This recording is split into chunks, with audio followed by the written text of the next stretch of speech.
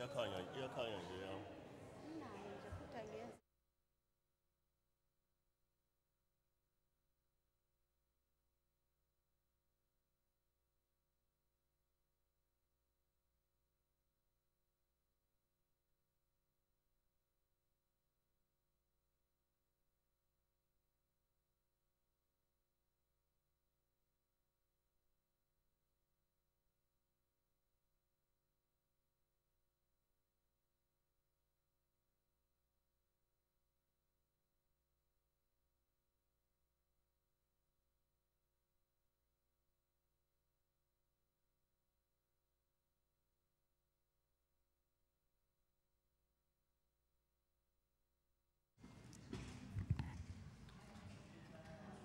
Let's have a moment of silent prayer or meditation.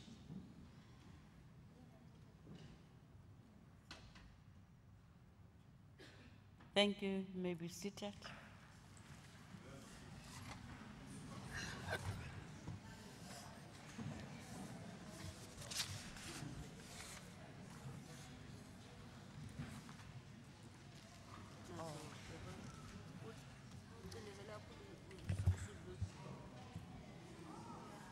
Order, can we all be settled so that we can start?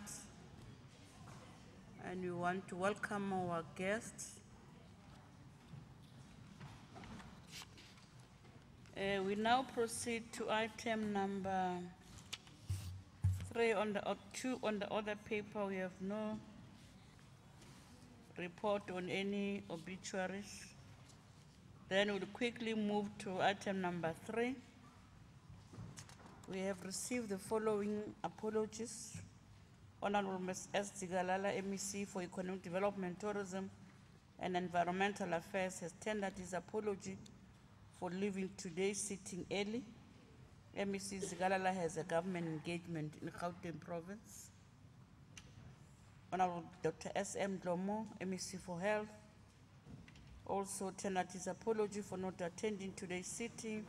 He's in Cape Town attending National Health Council meeting. Honorable Ms. S. Ngosi and Honorable Mr. M.A. Zondi, also they have party engagement. Honorable Ms. L.X.H. Klongwa Madlala tendered his apology for not attending today's sitting. She has a prior commitment. Honorable Mr. E.M. Zungu has tendered his apology. He is having a family engagement. And the following tables have been made. Kwazulu-Natal Legislature in-year monitoring report, December 2018-19 and January 2018-19. Third quarter of consolidated performance report, October, December, and April, December 2018-2019. That concludes the item number 3. Item number 4, are there any announcements from the office of the Premier?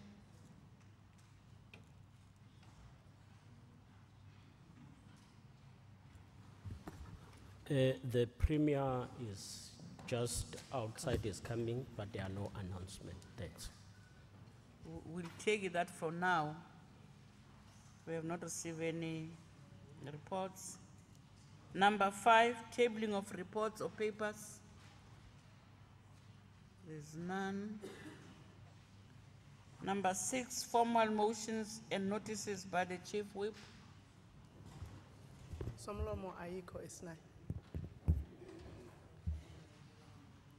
Thank you. Number 7, notices of bills or motions. Thanks.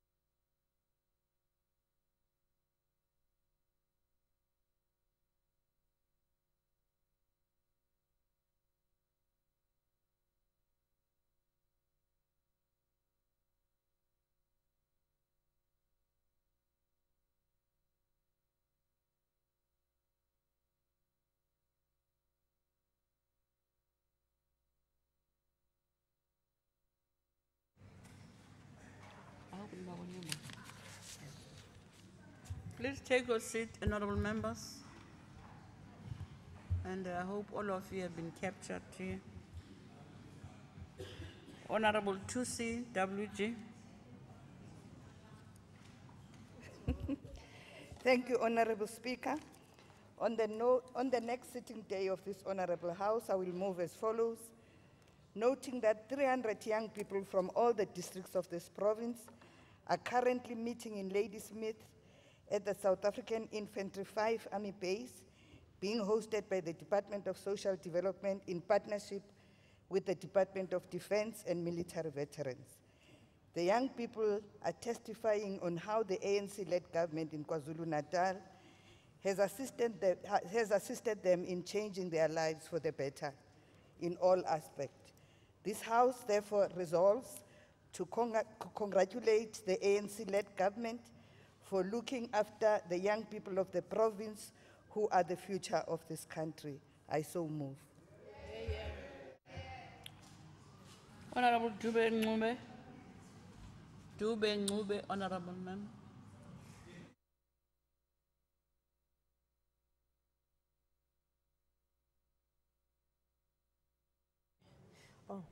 Thank you, Honorable Speaker. Noting the negative impact of corruption where millions of rand meant for service delivery is siphoned by the corrupt officials to line up their pockets at the expense of our people at Ingwe municipality. Welcome the 12-year prison sentence without the option of a fine or suspension handed down by the Commercial Crimes Court to the mastermind of theft of 7.5 million following Cocta investigation. This harsh prison sentence should serve as a lesson to all public servants who disregard or attempt to disregard the code of conduct that prescribe that they should execute their duties with integrity. I so move. Honorable Duma SA. Thank you, Honorable Speaker. In the next sitting of the House, we shall move as follows. The House notes the selflessness of our Sergeant of Arms, Mr. Matanda Nzama, for his quick response yesterday and call beyond duty of saving the Premier's life. We take honor when we have civil servants of this caliber. We salute you, Wosiano Mkhulu. You serve the special mantle. You deserve a special mantle and special award. The House moves that where honor is due, we must give credit and thank great work and encourage others to follow the suit. I so move.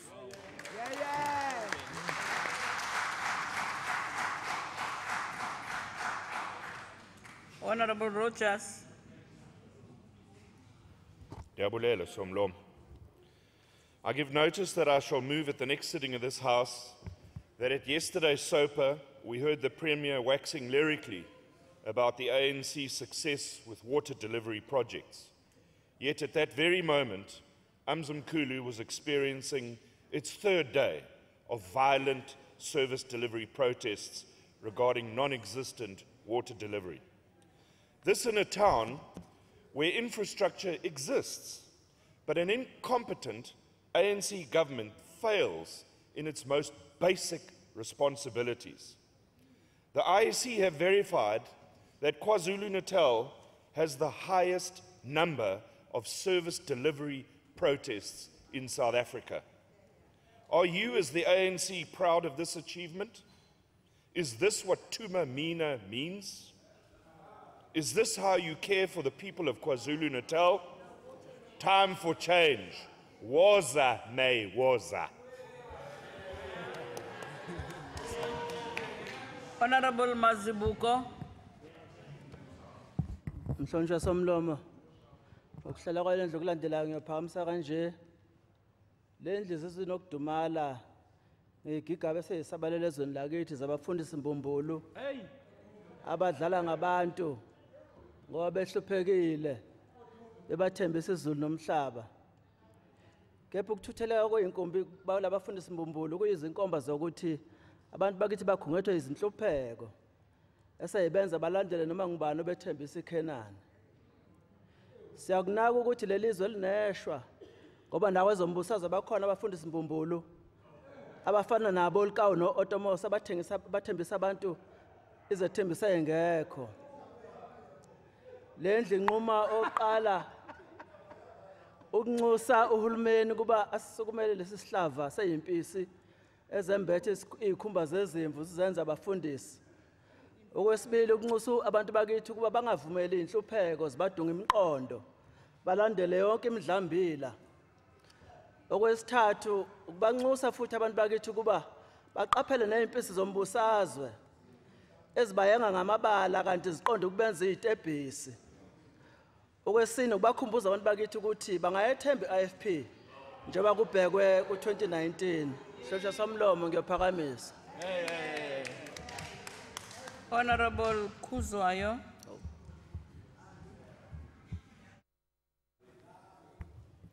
Hlonishwa somlomo. Ngokuhlala kwalendlu okulandelayo ngiyophakamisa kanje. I-NFP iyakunaka ukushaywa indiva kwalabo abaphila nokukhubazeka. Kuyichilo ukuthi njengohulumeni singakubeki kugqame ukusizakala nokunakekeleka kwabo. Lendlu inquma kanje. Kuletheme ezoqala siyonxusa siyi-NFP ukuba linyuswe izinga lokuqasheka kwabo. Uhulumeni aqinisekise ukuba nohla mniningwane okuyi-database lwabo bonke ngokwezindawo abahlala kuzo oluqukethe iziqu abanazo kanye namakhono emisebenzi abayenzayo.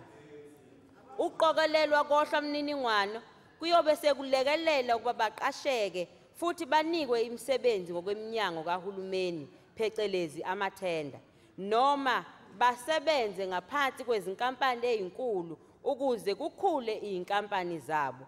Hlonishwa somlomo ngiyophakamisa. Ushiswa iqanda uyinkukhu yini?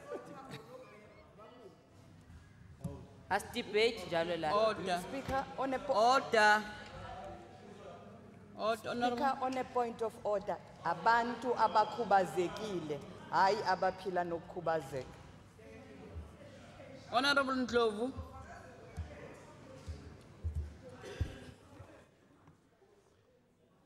Mama somlomo ngokuhlala kwalendlu okulandelayo ngiyophakamisa kanje. Lendlu yakunaka ukuthi African National Corruption ibonakala ngodaka ukuthi umfula webhosasi uwelile.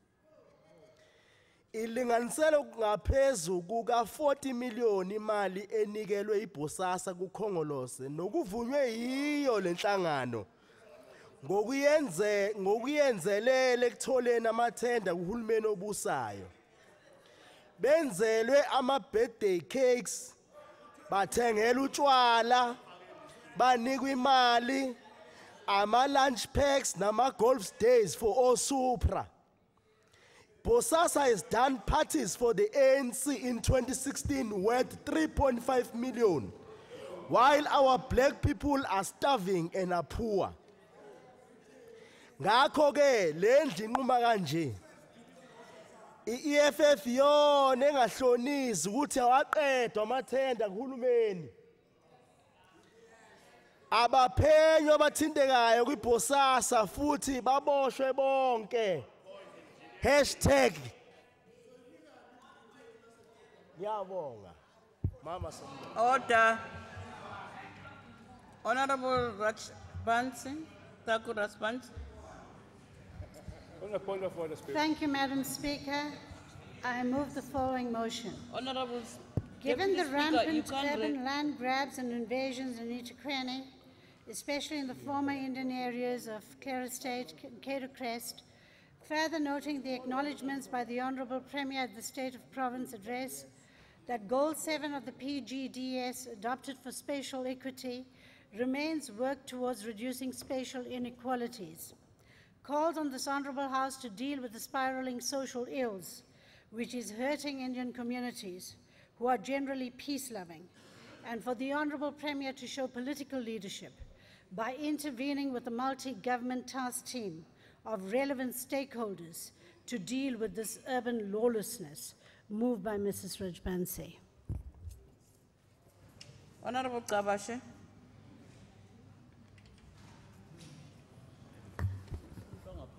Somlomo ekuhlaleni kwalendlu okulandelayo ngiyophakamisa kanje. Zimbili ifundo abantu bakulesifundazwe abazibonile kule ndlu izolo. Esinye sihle, esinye sibi kakhulu. Kubalulekile ukuthi sikuveze ukukhathazeka kwethu njengalendlu ngesehlo esehlele undunankulu izolo sokuthi agule ngesikhathi ethula inkulumo ebalekile yale province. Sibonge futhi umphakathi namalungu nendlu nkulu nabo bonke abatshengisa ukuzwelana. Esesibili ilesi sidabukisayo. Lapho kubonakala amalungu alendlu amanye awo etshengisa ukungabi nayo nakancane inhlonipho. Noma ngabe kuthiwa niphambene kangakanani nomunye umuntu ngombono. Kodwa into ehlala ngaso sonke isikhathi kithina njengabantu abamnyama isisekelo inhlonipho. Ngesikhathi kungena ubaba umsholozi wayemongameli waleli lizwe, asiphoqi ukuthi abantu benze into abangayifundiswanga emakubo yokuhlonipha. Kodwa kusiphathe kabi kakhulu ukuthi la exhawulana namanye amalunga ngaphesheya aphimisela amathe.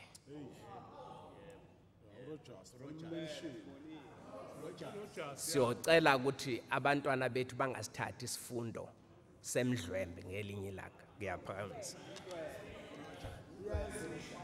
Honorable Dlungwane. Order.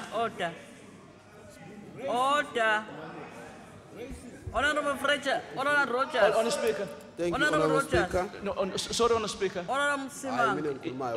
On the speaker. What are you standing on? Because I've asked Honorable Dlungwane is the next one. No, on the speaker is serious. Honorable Kabashe, akangathi ngaphesheya because usibhanqa sonke. Honorable. Take Akasho ukuthi uba ngoba uma uthi ngaphesheya it means ubala nathi lapho. Ngento engazange siyenze. Order. Honorable. Order.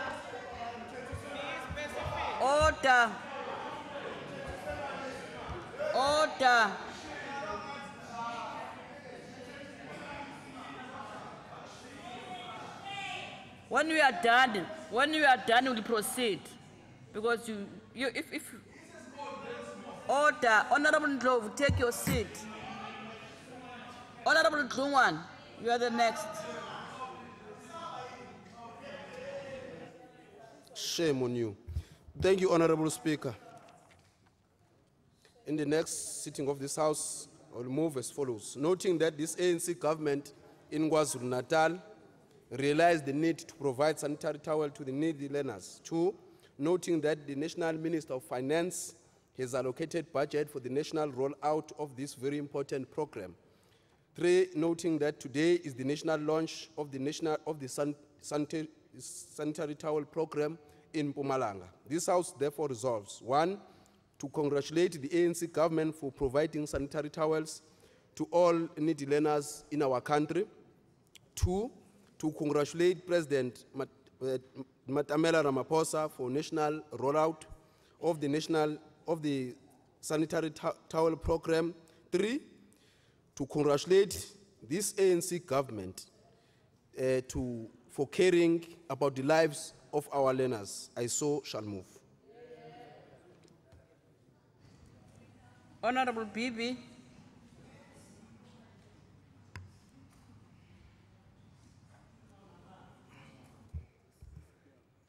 Ngiyabonga somlomo mama. In the next sitting of this House, I shall move as follows. Noting the sentencing of Uviki Mombek for racism. Ukukhumbuza nje iDA ukuthi asikhohliwe, masses are not blind. This House therefore resolves as follows. We need to deal with racism exercises by farmers on their workers and the community as a criminal offense. We now have a precedent. I shall so move, Somlom. Murray. Thank you, Madam Speaker. I hereby give notice that I shall move at this next sitting as follows. Noting 1, the continuing destruction of playlots to build houses by developers in Phoenix and Tekwini. 2, that the playlots are community facilities provided for children for the recreation. 3, that Comrade Stanley Munsami has abandoned his campaign to stop this, contrary to MEC Ravi Pillai. This House resolved to call on the MEC for Human Settlements to immediately halt the destruction of playlots in Phoenix. 2, reinstate the playlots that have been destroyed.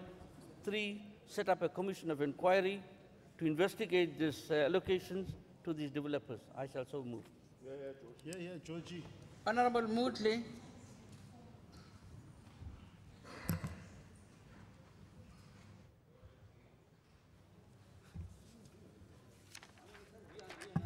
Good morning, Madam Speaker.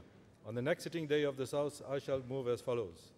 We, the IFP, urge all political parties to adhere strictly to the rules governing a free and fair election. As we stand to the threshold of yet another national election, we urge members to act honorably and with the highest level of integrity, respecting all stakeholders. We all need to be cognizant that we are here to serve the people of our province, and we need to lead by example. Let us all collectively adopt a spirit of unity and nobility of purpose as we head off to the polls on the 8th May 2019. We pray for God's guidance and blessings so we will be emboldened to lead with integrity and purpose. This we so move.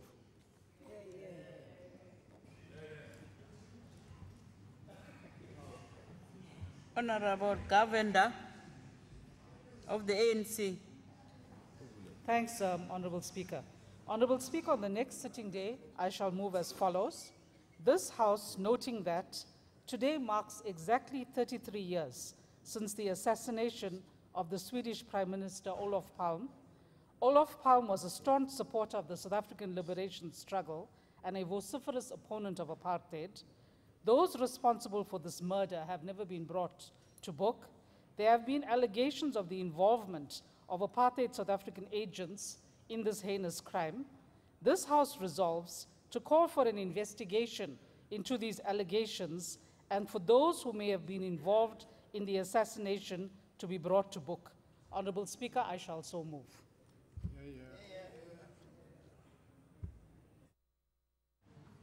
Honorable Stole Muloi.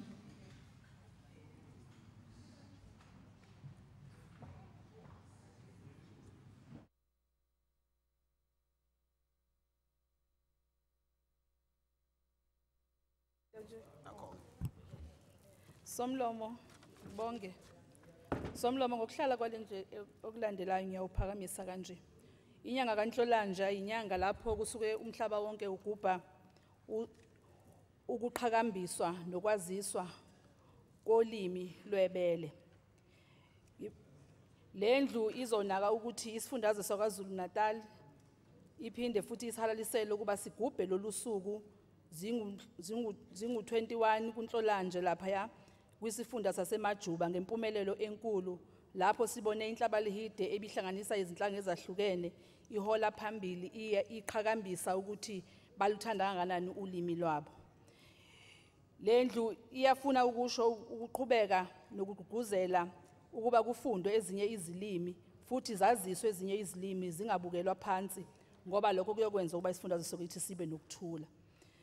Somlomo lendlu izawunquma kanje ukuba kusheshiswe ukuchithiyelwa komgomo wezilimi kwisifundazwe.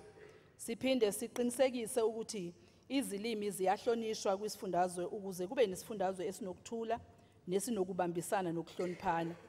Somlomo ngiyawuphakamisa. Honorable Machola NR.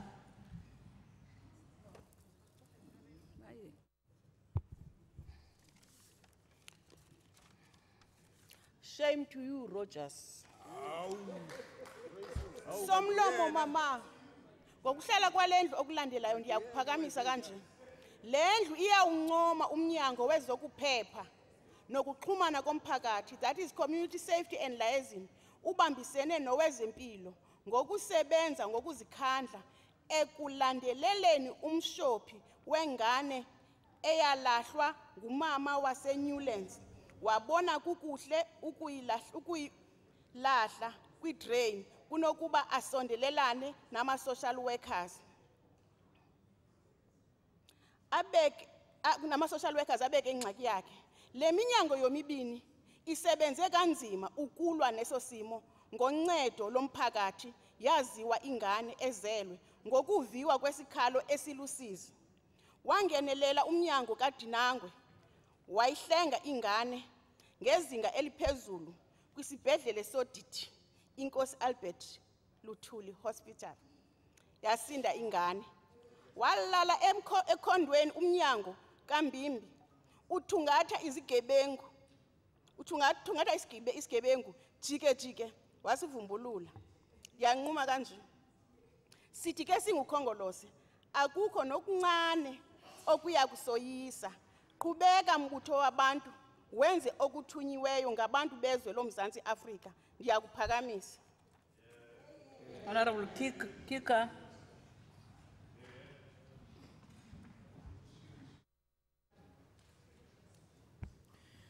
Thank you, Madam Speaker. I give notice that at the next sitting of this House, I shall move as follows. Noting that visits by the DA to healthcare facilities found that in just one hospital, 117 pharmaceutical items were out of stock.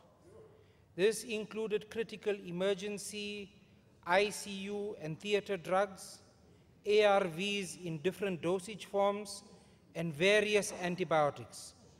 Further noting that this is not isolated to just one hospital, and in as much as this was raised with the Health MEC, there are excuses and reliance on a system that is clearly and exclusively only used for crisis management at the moment. The epicenter of this crisis is the provincial pharmaceutical depot. There are no shortages in the Western Cape and in the private sector of such disastrous and epic proportions. Finally, this House notes that the most affected by the stockouts of medicines are the almost 9.5 million people of our province that use our healthcare facilities. This House resolves, 1, to reject the Health MEC's obfuscation and weak-kneed approaches and excuses to explain away why this is happening under his watch. 2, to call upon the Premier and the people of KwaZulu-Natal to hold him accountable for the various health crises and shortages of medicines in our province. And 3, to call upon the Provincial Health Portfolio Committee to urgently visit the PPSD to get to the bottom of the problem of the medicine shortage crisis in KwaZulu-Natal. So shall I move. Yeah. For the poor people, guys. For the poor people. Honorable Ntombela. Honorable Speaker, in the next sitting of this House, I shall move as follows. 28 years ago, 25th of February 1991, Inkosi Mhlabunzima Maphumulo was brutally assassinated. He was killed for his conviction and his resilient fight against the apartheid system and its manifestations. He was the founding president of Contralesa. He chartered unchartered waters in uniting armed corps in the fight against apartheid and the oppression of his people. As we prepare for the forthcoming general elections of the 8th of May, let us remember where we come from and where we are going. His blood, like that of many others, was not spilled in vain, ignoring the tree of liberation we enjoy today. I so move. Thanks. Honorable V.V. Tambo.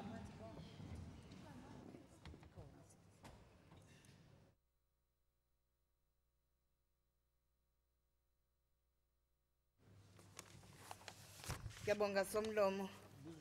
Okulandelayo kulendlu ngiyakuphakamisa ukuthi lendlu nabantu bakwaZulu-Natal bayawubona bayawuncoma uhulumende we-African National Congress ngokuthi uyazazi imfuno zabo futhi uhlangabezana nazo. Lokhu kubonakale ngodlwabevu lwentetho kaNdunankulu izolo ebeka zonke izinto ezenziwe kulo rhulumente ka-African National Congress ukuthuthukisa impilo zabo. Ubeke obala nako konke kwempilo zabantu. Lendlu mayazi ukuthi lo mbutho does not compete nambutho kodwa wasekwa ukuze uhlangule abantu abantsundu kwinhlupheko nencindezelo. Masithi kuphela nje phambili khongoloso wabantu. Ngiyakuphakamisa.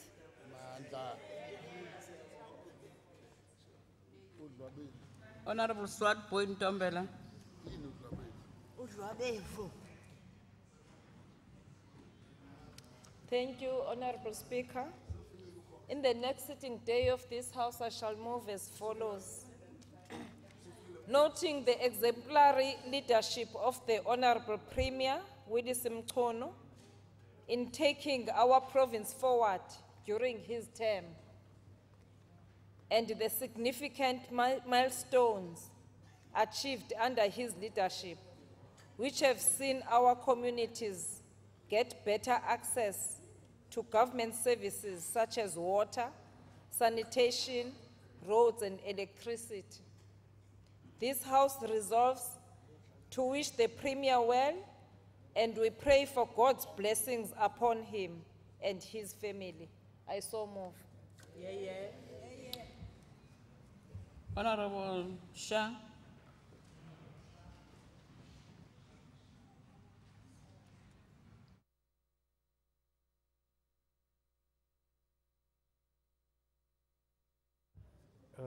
Thank you, Madam Speaker. I hereby give notice at the next sitting of the House, I shall move as follows.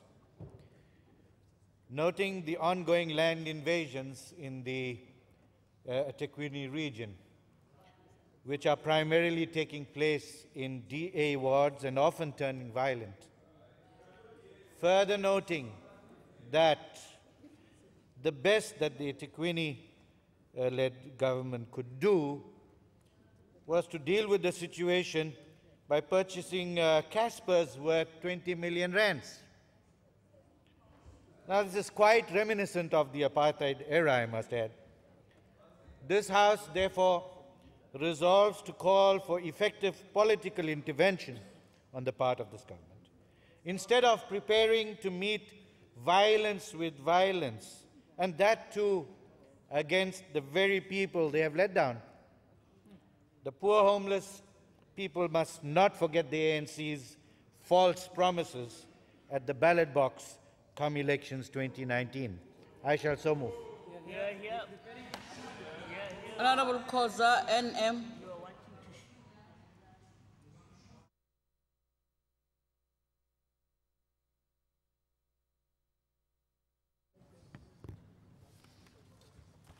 Thank you, Honorable Speaker. In the next sitting of this House, I shall move as follows.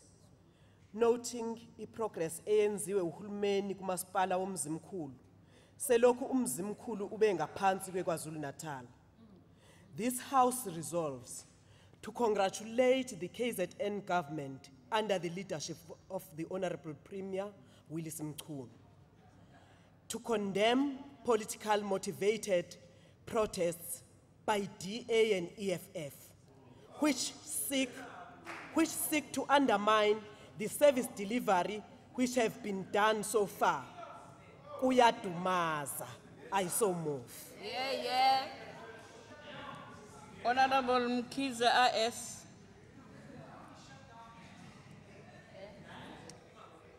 Somlomo mama, ekuhlaleni kwalendlu okulandelayo yophamisa kanje. Isikhathi esiningi ukwentuleka kwemisebenzi kulelizwe kehame kwimthelela yemithetho eyasungulwa ubandlululo. Eminye yale mithetho i-Estate Agency Act of 1976 evuna amathuba emisebenzi kwabamhlophe kwimboni yeproperty. Ngakho ke lendlu iyawuthakasela umthetho ohlongozwe i-ANC i-Property Practitioners Bill ezovula amathuba kubantu abantsundu kulemboni Ngiyophakamisa. Honorable Ntuli, NM, MM.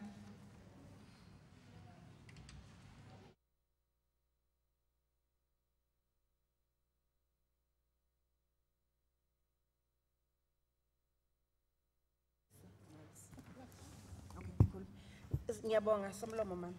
Ngokuhlala kwalendlu okulandelayo ngiyophakamisa kanje. Lendlu inaka uhulumeni wabantu, uhulumeni kaANC. Ukuthi uma ekhuluma ngentuthuko uyiqala enganenezelwe enyuke nayo. Sibuka isisekelo semfundo okuyi early child education development. Njengoba uPresident wezwe ubaba uCyril Ramaphosa eyibeke eqhulwini waveza ukuthi isizongena ku basic education lapha ya kusona. Lapha sithi ngeke ubheke ama results ka matric ibe ingane ingenaso isisekelo semfundo. Namhlanje lo hulumeni kaANC uthi ingane yase crash ayingadli nje bese ilala kodwa ifundiswe ukuze umqondo ulungele imfundo elandelayo. Sinconcoza ku premier umacingwane ngokungena khaxa kulolu hlelo enkulumeni yakhe yesopa izolo. Indli inquma kanje ukuba sonke ngokubambisana sisebenzele ukwakha ikusasa lesizwe siqotho nesiqinile. Ngiyophakamisa. Ngibonga nomzali ukuzongisupport. Ufuna nogwala la. Honorable Hussein. Order.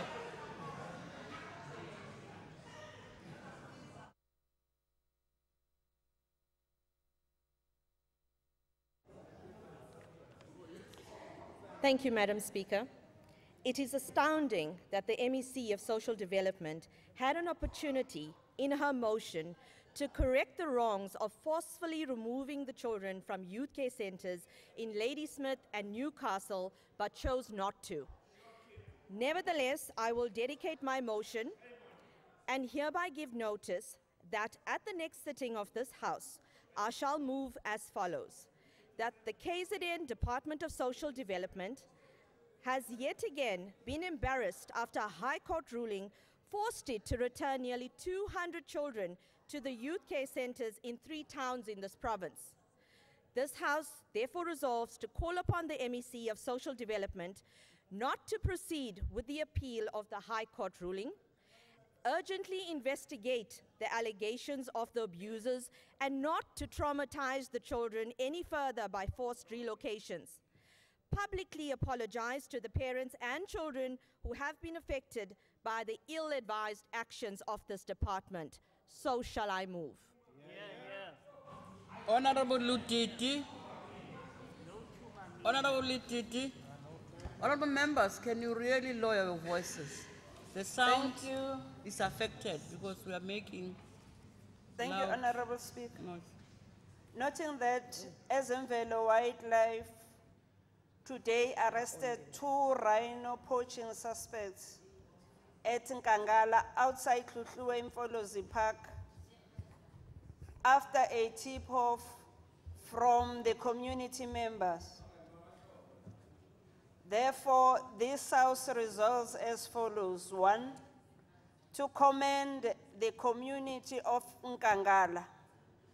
2, to note and evidence that working together, we can do more. I thank you, Samla. Honorable Sonjika. Thank you, Honorable Speaker. In the next sitting of this House, on behalf of the African National Congress, I shall move as follows. Noting the imperialist United States of America is imposing its puppet in Venezuela against the democratic elected government and President Maduro, this House therefore resolves to call all democratic-loving nations to support the people of Venezuela and President Maduro against this imperialism, reject the self-appointed American puppet, Johanna Goddio. I shall so move, Madam Speaker. Honorable Dube, EV. Shame on you, Rogers. Mhlonipheki, somlomo. Ngokuhlala ukulandela ngiyophakamisa kanje. Inkulumo enohlonze ebonise ukuthi kunozinzo kwezomnotho KwaZulu-Natal. Lendlu yanaka ukuthi inkulumo ebigxile ephumeleleni komnotho ngenxa yamaqhinga acacile abonakalayo eminyangweni okukhulisa umnotho. Ukuvulwa kwamathuba okuhweba kwalabo somabhizinisi akade benganikiwe ithuba esikhathini singaphambili. Ngakho indlu iphakamisa kanje.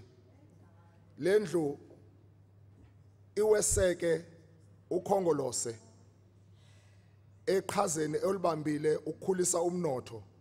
Iphinde income kakhulu ukuba abantu akwaZulu-Natal bawubonge bawuncome ukhongolose ngeqhaza olubambile ukuzinzisa ikusasa kwezomnotho.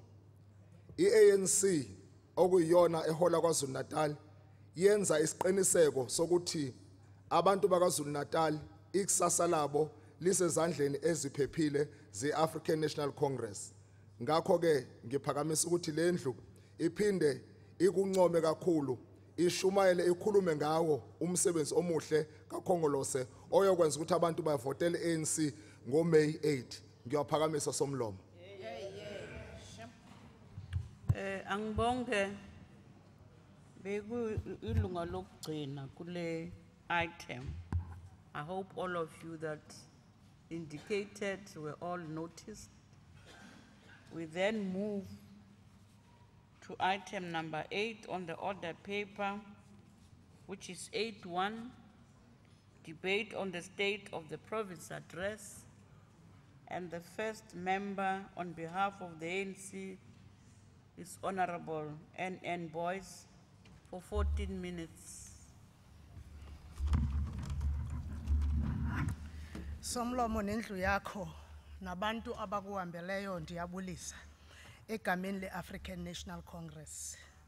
Somlomo egameni le-ANC sidlulisa ukubulela nokubonga kongangezwe lakhe ngenkulumo eyakhayo athe wasothulela yona ngolwesibili.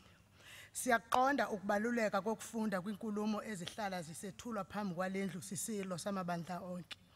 We commit ourselves to the call by His Majesty when we said we must ensure peaceful, free and fair elections without any violence and also respect the rights of the young to continue having uninterrupted learning over the period of our campaigns.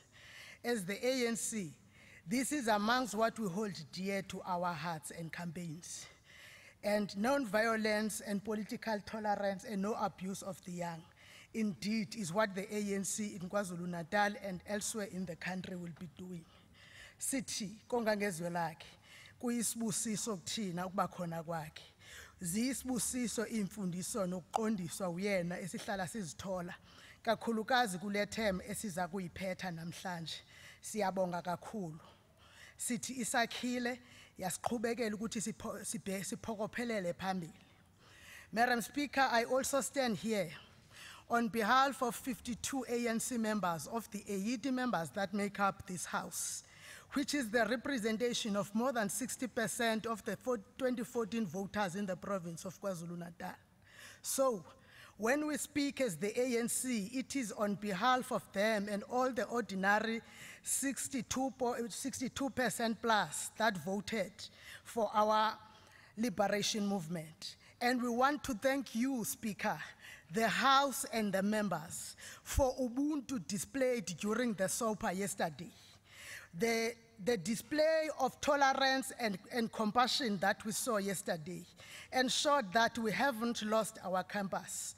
I want to thank in particular the speakership, the 3 resident doctors, Honorable Dlomo, Honorable Kika, and Honorable Virana, and also those who connected us with prayer, amongst them Honorable Hlongwa Madlala and Mulana Shah. We appreciate what you did yesterday. But it stands to reason that we must mention that there is one that put his job on the line, disobeyed the rules that say do not touch members. That is the sergeant in arms. We want to thank you once more, Wosiane Mashize, sithi kuwe okwenzile izolo yibona ubuqhawe esisaziwa ngayo njengabantu bakwaZulu-Natal. Kodwa kusikhombisa ukuthi ungumuntu ophuma kuphi, umfundiso zini uphokophele kuphi. Siyabonga kakhulu.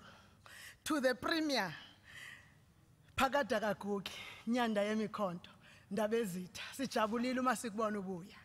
Abantu bakwaZulu-Natal bebesebesithumelela imiqhafazo bekhathazekile. Kodwa uthema sowubuya wazokhuluma nabo. Baqala nabantu beprovince bakhululeka ngoba nabo bebesewegula. Siyabonga.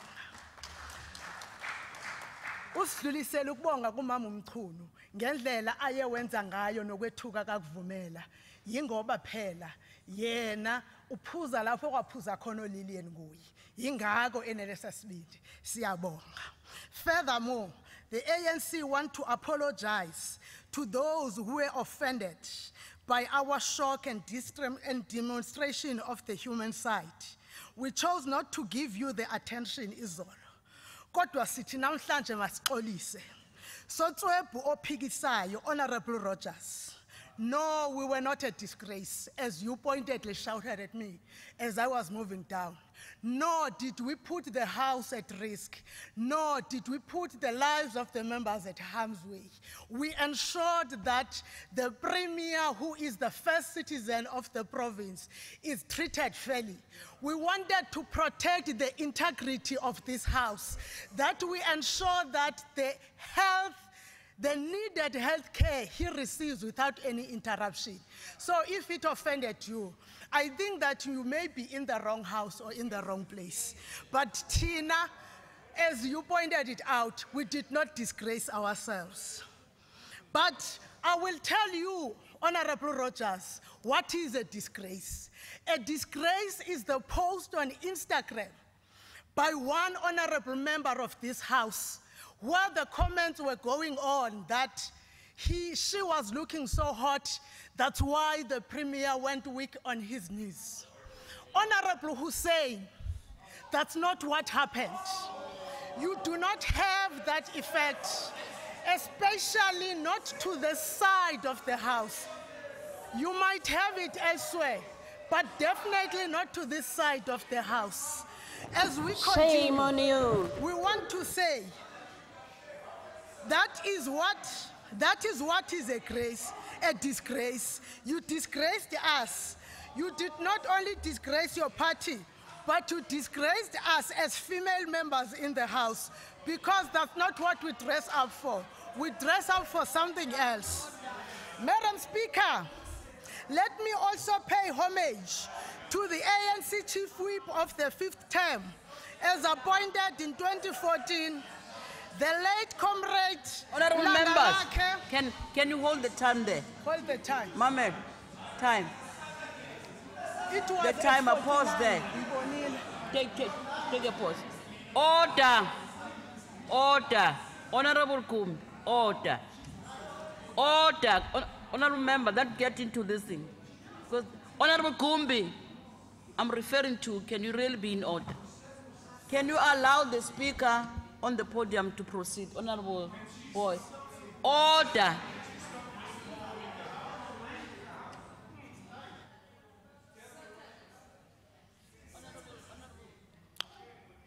Madam Speaker, let me also pay homage to the ANC Chief Whip of the 5th term, appointed in 2014, the late comrade Langalake Nicholas Senzomkhize, a graduate of the Congress Youth Movement, who accepted the revolutionary call to face up to that by being an ANC activist in the areas of Inanda long before the 1994 breakthrough.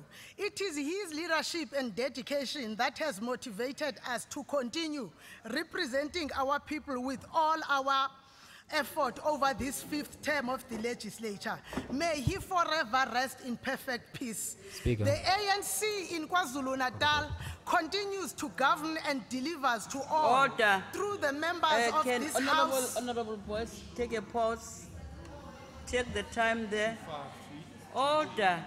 Honorable Mwanga, what point? What The point rule of are you order. standing on? 25 Honorable 253 Kuzwai, 2D. I want to hear Honorable Speaker. Mwanga. Honorable Mwango, Honorable Speaker. what the rule are you honourable standing member, on? 253 2G. The honourable member is misleading the House.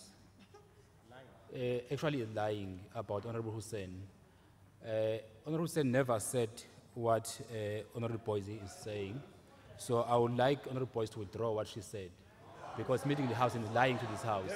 That matter, There is a order. proof- there is a proof That on matter the will be ground. investigated.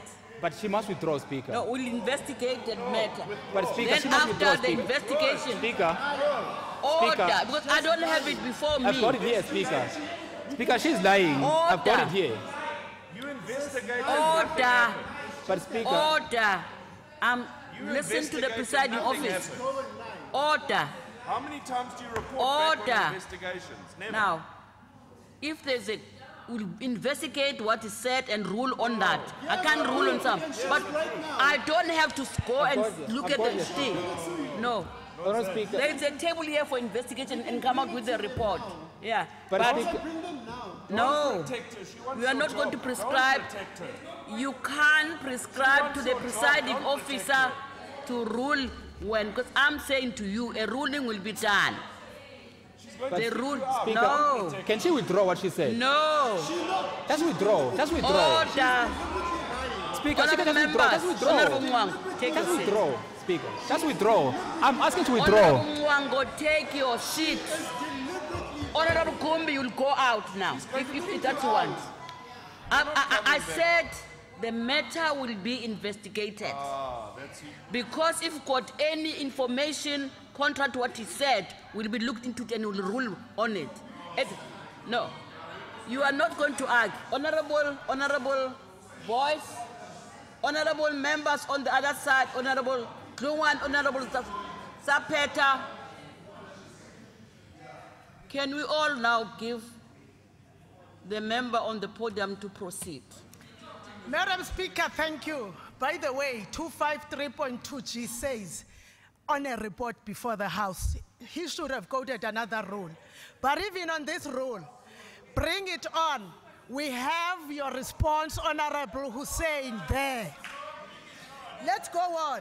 The ANC in KwaZulu-Natal continues to govern and delivers to all through the members of this House exercising oversight, promulgating progressive legislation, and ensuring that the public participates in its business through our sectoral work.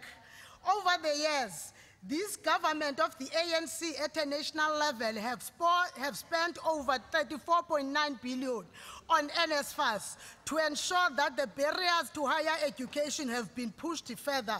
The historic Cuban Doctors Program, which is a revolutionary achievement of this government, continues to ensure that KwaZulu-Natal produces more doctors from families that are breaking the cycles of deprivation. This program is appreciated by the ordinary folks and voters of our province, but shunned upon by those who support the establishment of an alternative state and propagating for private training of doctors. Madam Speaker, it is through your leadership and Deputy Speaker that today we have Izintombi Zegnuce, Lillian Ngoyi and Albertina Sisulu as permanent residents of this legislature when you renamed some important buildings after them. But also the interactive oversight led by our portfolio committees across all departments are all indicative of the depth of the leadership that the ANC has thanked the KwaZulu-Natal electorate with. This legislature continues to be used to be used by other legislatures within South Africa, Africa, and Asia as a benchmarking destination. At one point, you received 23 countries from the SADC region. And at another point, the Parliament of Ghana came to this house for benchmarking. And also a delegation came all the way from Guangdong to come here and learn from the Kwazulu-Natal Legislature.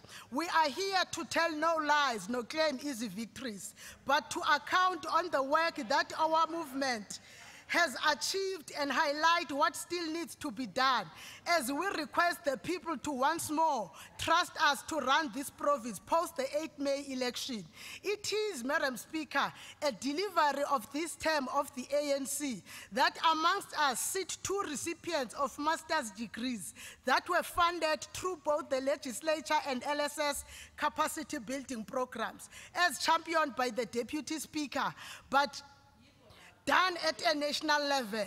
20 graduates in certificate in leadership and governance, 6 in continuous education program, 8 for postgraduate diplomas. They are members of this house.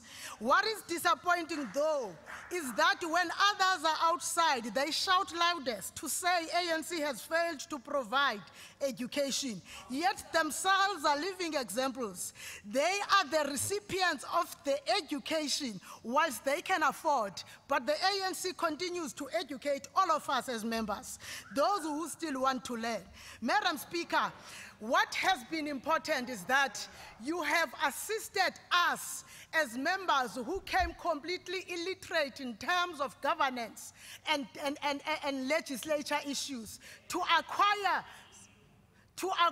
some form of qualifications. You've turned doctors like Dr. Virana from being only doctors, but you've made them to hold postgraduates in governance and leadership. We want to thank you, but you also helped me, a mere teacher, to hold a postgraduate in governance and leadership. We appreciate that. But also, you helped the young, those who went to school, and others who chose to do politics, to have to leave this house as postgraduates, even when they came as metric holding people. We thank this house for doing that. During this term, we started by the leadership of former Premier Senzo Mchunu and now by Premier Willis Mchunu. The ANC has ensured a seamless delivery of services. More than 50 healthcare institutions have been upgraded and or renovated over this term. This is sad in mind of the fact that the iconic Princess Nandi Hospital is almost being finished, and another undisputed delivery of the ANC government this term of office. As you travel the breadth and length of the province of Pixlika Isaga Seme province, every day you meet a changed landscape and new developments are continuing to decorate it. Indeed, the words through the pen of Alan Payton, I quote, but your land is beautiful, close quote, get to be uttered in complete pride. The building of libraries by the Department of Arts and Culture in rural communities has positively impacted on the literacy and e-learning campaign as part of the 2030 vision of South Africa. This same Department of Arts and Culture has, as a mitigating measure, built modular libraries in deep rural areas where people still cannot access the bigger library in town, but are also in need of a library, and budget is not allowing. They have been building modular libraries, and the people who vote in KwaZulu-Natal appreciate that. Madam Speaker, the ANC, as pointed out by the Premier yesterday, continues to be unashamedly opening itself to public scrutiny. In this province, we govern with total confidence in our citizens. Hence, we remain not scared to have citizen satisfaction surveys by Stats SA. The voice of our people is our pillar to govern. Hence, the call of Tumamina by our President, Comrade Cyril Ramaphosa. We have been found to be well doing in provisioning of basic services by our communities, as well as health and education. The evidence is there for all to see, but they have to look for them to see it. With We say with pride that there is no alternative to the ANC in this province, especially because you know that where others govern, they are in shambles. Time have expired.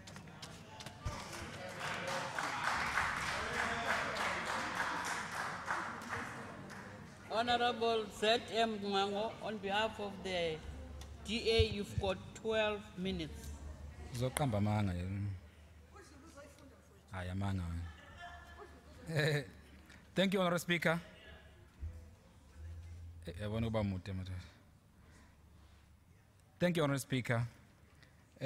Honorable Speaker, allow me to firstly acknowledge the presence of the DA stalwart on the gallery, Honorable Mark Steele. Ngiphinde ngibingelele nomphakathi osivakashele namhlanje. The DA would like to extend, Honorable Speaker, would like to extend a warm welcome to the Premier after yesterday's unfortunate incident. Siyakwamukela maqingwane, kuyasithokozisa ukuthi sinawe namhlanje. Honorable Speaker, I'm personally happy that the Premier is back because today is a historic day for both of us, as this will definitely be his last SOPA debate after 25 years of serving our people in this province, while it is my first SOPA debate.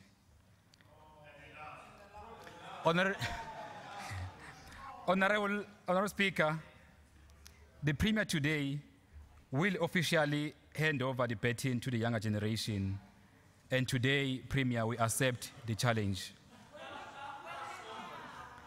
Namuhla yusuku olubaluleke kakhulu kubantu bakwaZulu-Natal.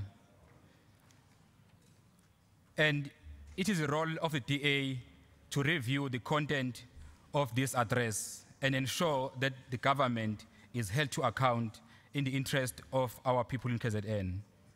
We are an official opposition because in 2014, people of KwaZulu-Natal wanted us to be an official opposition. But now, there is no doubt people will promote the DA to government come 8 May 2019. Honorable Speaker, yesterday we heard about the state of our province, and again we heard the ANC's so-called successes, while it's that clear of many failed promises it has made to the people of this province. Yesterday's message was little more than the ANC electioneering message, while attempting to fool the people into believing that the ANC would finally deliver. Honorable Premier opted to ignore many pressing issues facing our people in this province. In short, it was another watch the space story of the ANC that is merciless and uncaring. One only has to look at Elonwabeni Old Age Home in Kokstad, where the Department of Social Development has continually failed its 67 elderly and frail residents. This home was left without basic essentials and attempted to close it down and send residents more than 500 kilometers away. To encourage to be specific, next to Zuma. And then there is the Moresta Children's Home in Little Smith, where 150 children were forcibly removed from the home and dumped at different places around the province, where the majority were severely inadequate for caring for the children. Shame on you, ANC. Then another saga. We are currently facing the reality that 530 cancer patients died under the ANC government in this province. Indeed, Honorable Speaker, the ANC is killing our people. Maybe we should be putting a board outside about ANC killing us in this province.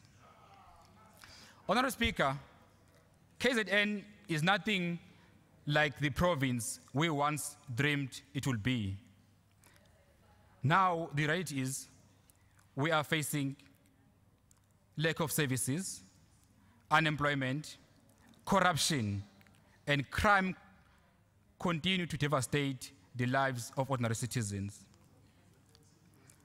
Today, more than 25% of Kenyan people are unemployed, with the province shedding 128,000 jobs during the fourth quarter of 2018.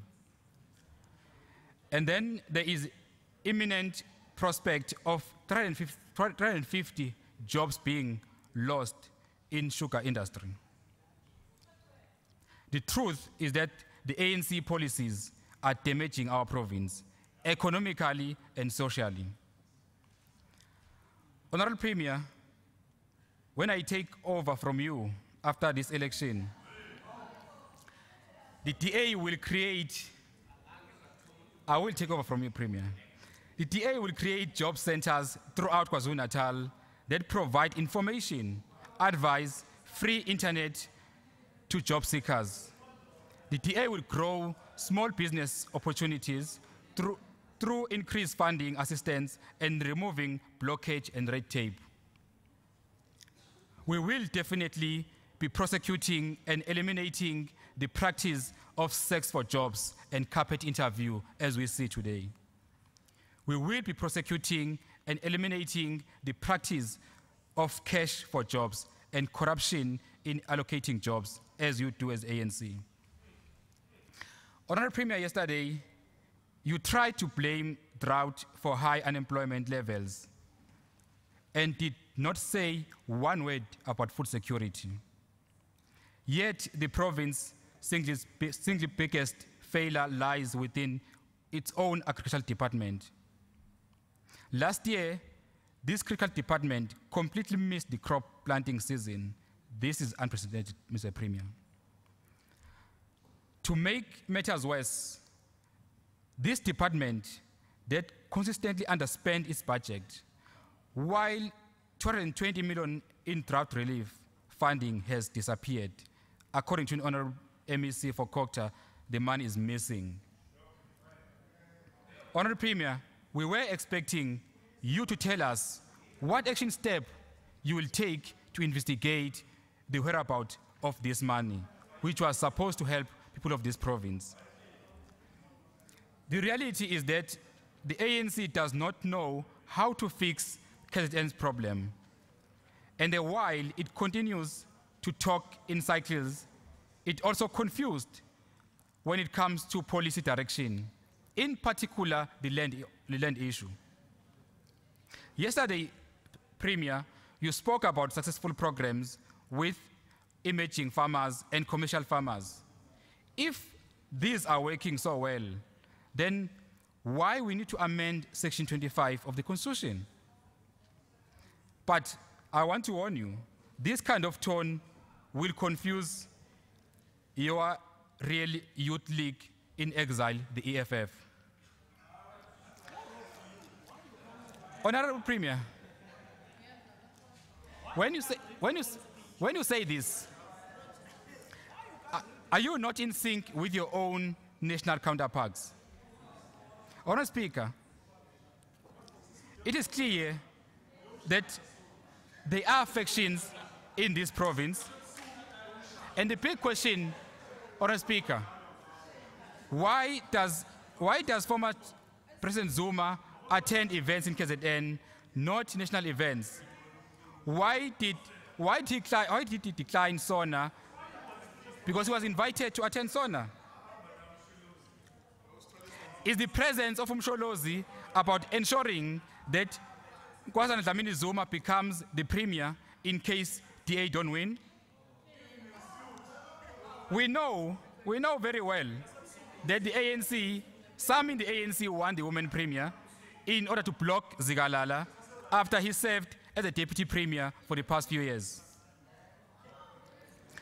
Yesterday, Honorable Premier, you spoke about the rise in murder cases and robberies and drug violence. Yet, you failed to provide solutions such as reestablishment of specialized units. The DA has a plan to make our police service honest, professional, and effective in fighting crime. We will focus in fighting corruption within the police. We will ensure we retrain police officers to service and protect with pride. We will hire people with passion for policing. We will ensure that law and order is maintained in our communities. And we will ensure also Zuma is arrested. The Premier mentioned something about Morani Commission, but nothing was said about implementing its recommendations. As far as the DA is aware, there is only one legal consequence of this commission. It is that I was charged for taking a photo of a cover of a Morani Commission document and posting on Facebook. Honorable Premier spoke about CPFs being formed, yet these groups receive no equipment or funding from provincial government, leaving many of them dysfunctional and mere talk shops. Honorable Speaker, we were hoping the Premier will tell us how his government is planning to deal with corruption. Clearly, corruption is acceptable within the ANC, but it is not acceptable to the people of this province. I want to warn you, ANC. You are stealing from people of this province. I can make examples. Mabuya Kulu is currently out of bail for Jazz Festival. Also still a big question on amigos. Rotting pipes lying in the fields of Mkanyagude, bought through the dodgy tender awarded to one of the MEC's husband. That's a reality. Municipalities are suffering because of care deployment. There is still a long-standing forensic investigations in various departments like agriculture with no apparent consequences. There is still a question on school nutrition program because of tender fraud. There is still a question within Music House.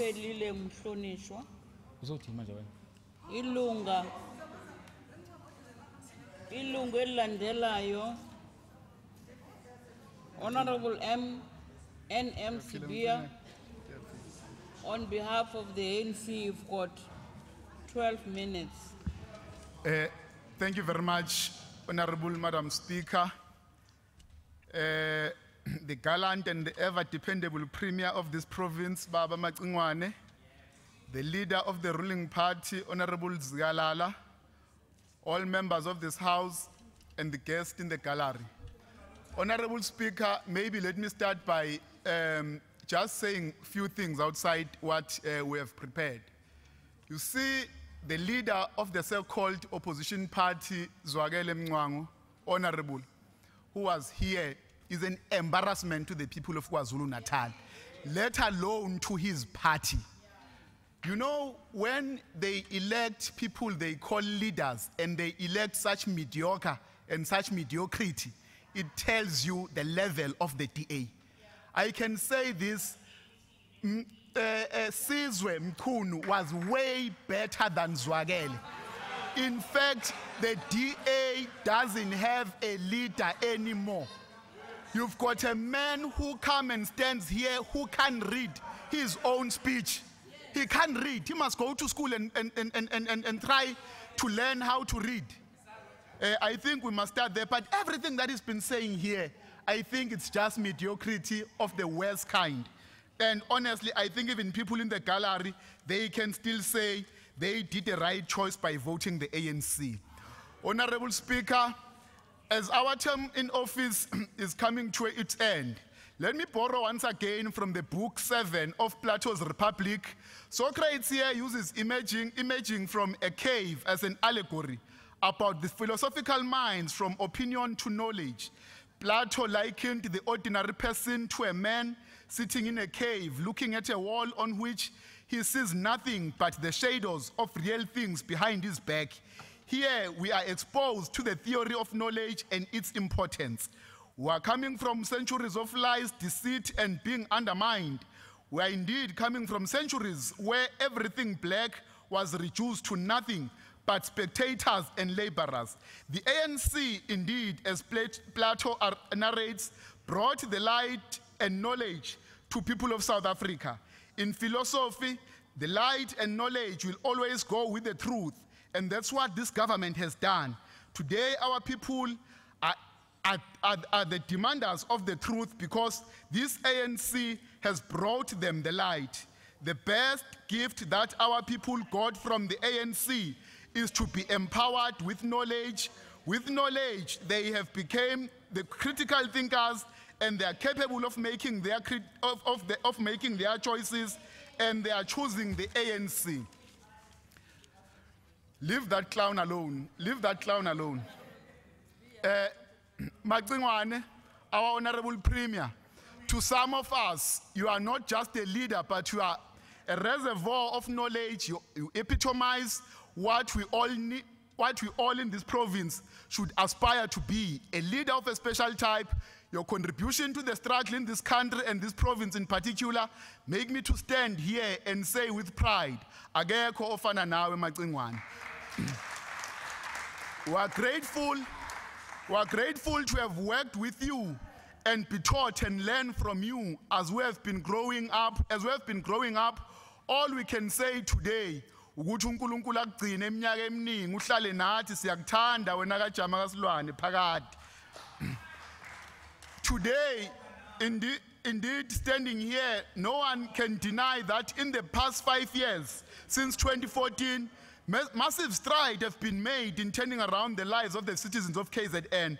The past 5 years have been about moving forward, as Macingwane said yesterday, that at all times we must always move forward. Either you crawl, you walk, or you run. But we've always been running in the past 5 years. That's what the ANC has done in making sure that it delivers to the people of this province. No one, absolutely no one, can stand up here and deny that this province has changed quite a great deal by the ANC. In each and every space where the people of this province are found, there is great and noticeable development that you can touch and see that has been done and delivered by the ANC. We are indeed growing South Africa together, together with our people. That's why we are confidently saying we must be, all of us must make sure that we heed the call of Tumamina by our president. The effort the ANC has put to assist our people to live a better life in this province can never be measured. Whether you talk about the infrastructure you will find today, kwamhlabi yalingana enquthu eintabeni zokahlamba emzumbe kwadabeka esobantu emzimkhulu noma kuphi uzobona ukuthi kusetshenziswe.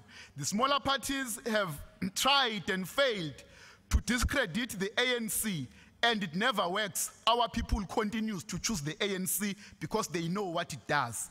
Some were once given an opportunity to lead this province for years, but they dismally failed to provide our people with basic needs. The fact is that where I'm coming from Engutu, which is deep rural. We had nothing before 1994. We were growing when we were growing up, but today we have clinics, we've got 9 schools, we've got everything that you can think of, we've got roads, we've got all the infrastructure that we can think of because of this ANC. We are talking about the tangible and empirical evidence that you find on the ground, not the dreamers like Zwagele Mngwango who come and stand here and behave as if he's going to be a premier of this province one day, of which is just a dream and nothing else. Honorable Speaker, the issues of education and health in this province have been turned around quite a great deal, and a lot of work has been done in the past 5 years. Once we have a healthy and educated society, then the community will thrive. That's what the ANC is doing and continues to do. Whether you talk about arts and culture, KZN remains the torchbearer in making sure that our culture is preserved, and the artists from this province, from various walks of life, are having a conducive environment to thrive in all forms of arts. In our quest for knowledge and information that can be seen and reflects on the ground in what we've been doing as the ANC, We have built libraries in areas where no one ever thought there can be a library. We have built art centers for our artists to use, and they are all multi-purpose art centers. This government has continued to give support to different communities who participate in cultural activities, because the ANC is about the people, and this is about the people. It's at the culture of the people is at the center, and it's the identity of the people, and that's why the ANC will continue to support our people in making sure that they thrive in their cultural activities. The excellence we see by our sportsmen and women in this province is unparalleled. They are making an impact locally and internationally. This is made possible by this government. For the past 5 years, we've seen this province making stride and making sure that it excelled when it comes to sports, to sporting activities, because of the support of this government. Let us now come down to some of the things that we see in this province. Indeed, in the past 2 days, we received very good addresses from the Premier and Isilo. When you talk about education, no one can deny what education, in fact, what has been done in the education sector in this province. The department has done very well, and the province has done very well. In fact, if you go at a national level, you'll see that from 2014, NSFAS was standing at 8.7 billion rands. Today, it's standing at 14.1 billion rands. That is the ANC. When we say Tumamina, we mean it. When we say let us grow South Africa together, we mean it. Today, we have increased both the enrollment at primary schools and high schools to be at 99% and 90% respectively in this province. That's a huge achievement, and we want to go to 100%. We continue to do that. The schools that we have built are unparalleled. In the past 5 years, we have built 42 schools, state-of-the-art schools. In fact, amongst those schools, there is Mandla Mthethwa School of Excellence. We are no longer building just ordinary schools, but we are building centers of excellence for a black child, because we want a black child to thrive. That's your ANC. Honorable Speaker, today, standing here, I can tell you that this province, we have elevated grade R to be a priority that is very strategic to us, because we know that it will have a great impact. We have trained more than 18,137 artisans. We are not talking about mediocre here. We are talking artisans.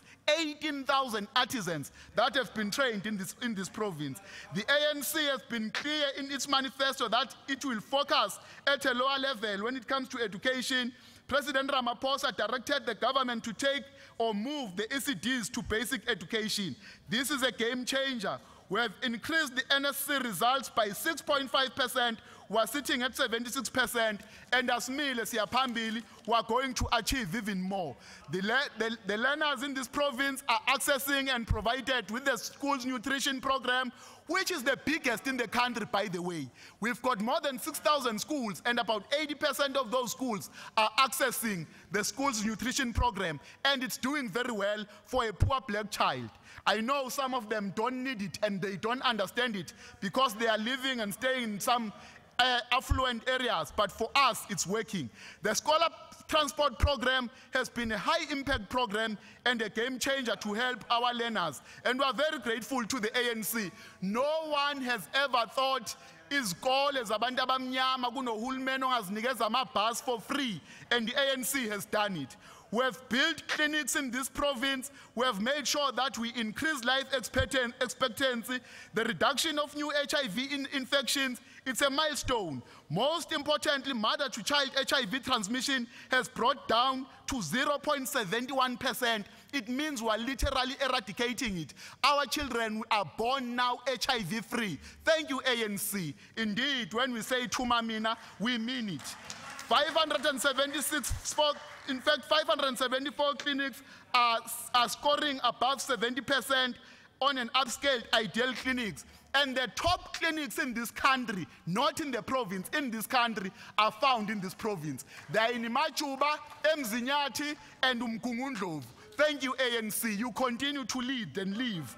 The Cuban doctor program, The Cuban doctor program, indeed, today it has produced doctors, high quality doctors that you can never find anywhere in the world. It's because the ANC delivers and speaks of delivery. Let us say this to the people of KwaZulu-Natal, continue voting the ANC. There is no other better movement than the ANC. Thank you very much.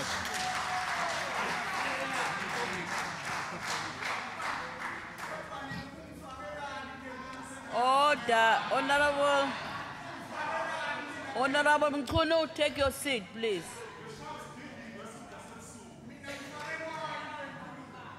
Honorable Mkhunu. Honorable S.A. Tum.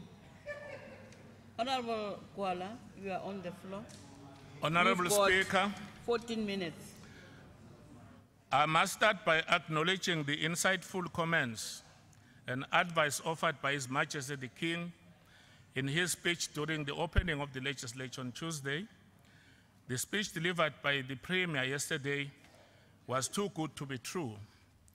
Before I forget, it is unfair that the Honorable Premier invite members of the public to come and become his spectators when delivering his SOPA, while opposition parties are isolated in a confined space of the legislature, away from the same audience when they debate the very same SOPA. We believe that community members have a right to listen to opposition parties debating SOPA in an open space, as it has been the case with SOPA. I concur with the sentiment expressed by our Chief Whip of the Legislature with regard to what has happened to Macingwane yesterday.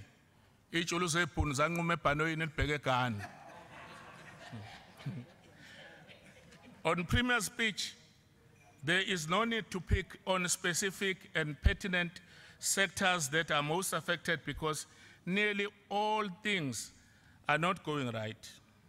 Premier's ambitions, vision, compared to the budget are totally different. If you move around and talk to the people of different persuasions from all walks of life, you will come to acknowledge that there is a cloud of hopelessness, despondency, and desperation that has encircled the lives of KwaZulu-Natal residents, to the extent that people have resigned to the vagaries of life. A failing ANC that is once again coming with empty promises, telling the people how they have changed, how things will get better, but these are the same hollow words we have all heard before.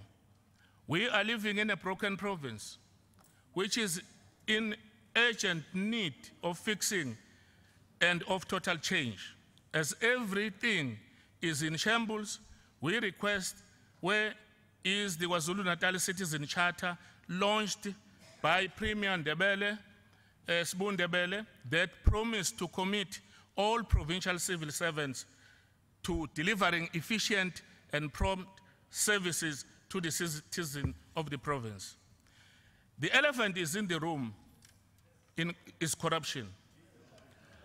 Until corruption and accountability is taken seriously by the ANC government, arresting high-profile politicians and officials guilty of corruption, we will continue to have more of the same, where corruption erodes confidence, opportunity, and service delivery. Public funds are being embezzled by executives in state-owned enterprises such as Eskom, SAA, Bosasa, Denel, etc. The budget allocated to one of the SOEs equal to the entire budget of Lesotho. The Premier said nothing about MECs and officials who should be fired if they do not do their jobs. This implies that they will continue to draw salaries regardless of their effort and outcomes thereof. We have been told about lots of commissions of inquiry to investigate corruption, but no one has been prosecuted from top officials and office bearers. The Premier announced that the KwaZulu-Natal government will conduct lifestyle audits of the officials in a high-ranking position, starting with our supply chain management unit. We want to know from the Premier how many officials in his office has undergone under this process. We were hoping that the Premier will use his last supper to give a clear picture of a distance he has traveled to clean corruption. Ill-advisedly, the Premier is leaving without revealing some of the investigation report, such as 1, an explosive forensic investigation into tender fraud in the office of the KwaZulu-Natal Premier, which revealed how a personal assistant and an administrative clerk dished out tenders worth almost 23 million to 5 companies with the knowledge of their superiors. 2, a forensic investigation launched into how the KwaZulu-Natal government spent more than 220 million of its drought relief budget, which was meant as a relief for subsistence farmers and struggling smallholder farmers. The poor people deserve to know what happened to these funds, because 220 million rand cannot just disappear into thin air. And secondly, there must be a paper trail. It cannot take years to investigators to walk to the department to look at the batch of papers that would have been prepared to authorize illegal payments. 3, the forensic report commissioned by former Agriculture MEC Dr. Mishak Hadeb in 2012, and which cost the province 10 million rand, was completed in February 2014, but has not been released to the public. 4, umbiko wenkohlakalo mayelana nokulungiswa kwehholo emzimkhulu okuney'nsolo zokuthi undunankulu ufukamele ngoba iqembu likakhongolose lesaba ukuthi lo mbiko umudedelwa uzodala uqhekeko kubaholi be-ANC esifundeni sakithi iHerigwala eXhobo. Siyazi ukuthi konke lokhu kwenzeka nje ingoba kunobhongoza ababambe lesi isifundazwe ngobhongwane, njengoba umnumzane uJohn Wills osebenza noma besebenza ukucindezela noma ngabe iluphi uphenyo oluthinta inkohlakalo kulesi sifundazwe. We have not heard of any plan of action to implement the findings and recommendations contained in the report into corruption involving ANC-led municipalities, which is Mpofana municipality, where no one has been arrested for the irregular appointment of a service provider for a vehicle fleet lease, which has cost the municipality 27.9 million rand. Tender processes were flouted and fictitious documents submitted by the bidder were overlooked by municipal officials. The bid price further exceeded the second lowest bidder by 14.9 million. Again, KZN Cocta initiated the forensic investigation into allegations involving 35 million rand worth of irregular expenditure incurred through alleged acts of misconduct by senior managers during the merger of Ezingolweni municipality and the Hibiscus Coast municipality. It is alleged that the 35 million rand was spent in just 1 month before the municipal system were consolidated and the 2 municipalities merged as per the recommendation of the Municipal Demarcation Board. We have the ANC. We have the ANC as a governing party that doesn't seem to grasp the depth of the South African people's real suffering and anguish. Where is the ANC vision to get South Africa, in particular the KwaZulu-Natal province, across the river? The ANC government must admit that there is no capacity to change economic status, no capacity to create jobs and fight poverty facing the people of South Africa. For years, it has been claiming to implement new projects aimed at reversing the level of the triple challenges of poverty, unemployment, and inequality.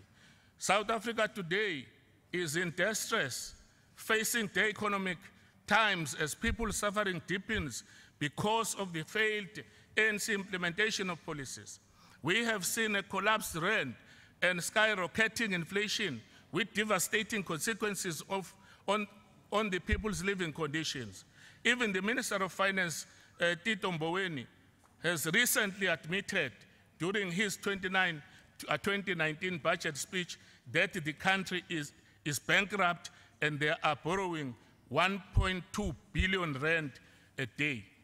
The majority of universities have been shut down by frustrated students across this province. Many students are still unregistered due to financial problems and other urgent issues. Students are losing hope and using aggressive measures to communicate with this government, but leaders are nowhere to be seen to intervene and give the much needed support.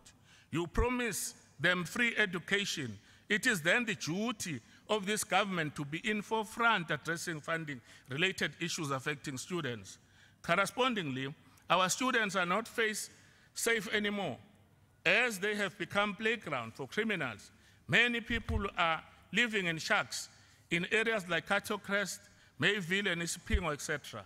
Our healthcare system is in shambles, yet there are hundreds of unallocated nurses sitting home hopelessly. Many people still have no water, electricity, housing, and sanitation in this province.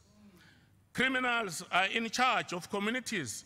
They do as they please without any fear of being arrested and prosecuted. Police officers are demoralized due to the fact that the ANC-led government has failed to provide them with enough resources to fight crime. Gun violence is the order of the day in this country. Our justice system is dysfunctional and will never have an effective criminal justice system until we focus on stopping problem and criminal behavior. I contend the Kwazulu-Natal cannot survive 5 more years of this ANC government. Let us persistently prod. What will it take, and when will the oppressive prices of meal, housing, transport, fuel come down? What will it take, and when will power blackout stop in South Africa? What will it take, and when will unemployment be eliminated from our midst? When will South Africa find relief from overcrowded hospital and clinic facilities and gain access affordable medicines? How about the oncology patients who to this day are still on the waiting list for help? So where do we go from here? Survive or perish? There is a saying that the best way to predict the future is to create it. 8 May 2019 general election should give every South African an opportunity to create the future for a better life, not just to survive, but to prosper as well. The ANC was given a chance. Honor, can you just pause the time there? Injury time, the injury no, time. my pause is pause. Honorable Kawasha, what rule are you standing on? Rule 52D. Yebo. Yeah. Madam Chair, bengicela ukubuza ukuthi ngesikhathi isilo sithula inkulumo ngale. Umhlonishwa uGwalo wayegqoka imvunulo ayiqashile manje kuthiwa ayibuyiselanga ngesikhathi. Order. Ukhandisha sikhuluma indaba zezwe la, sikhuluma indaba zezwe. Continue, Honorable. The ANC was given a chance to solve these issues, but failed and has now run out of ideas. South Africa in particular, KwaZulu-Natal, need and deserve a government that is a servant of the people, not their master. This can only happen by voting the IFP. The Honorable Premier will recall that there is still a rough sea of unfinished business between the ANC and the IFP concerning reconciliation. To remind you, Honorable Premier, on the 5th of October 1992, the ANC released a press statement that read, quote unquote, the IFP leadership will serve South Africa best if it contributes toward the creation of a climate that will lead to the resolution of differences between the two parties. Till today, the IFP has the same message for the ANC. Reconciliation between the IFP and the ANC is necessary for the restoration of a conducive environment for politicking between the two liberation movements. The ANC abandonment of reconciliation with the IFP does not serve the best interests of South Africa.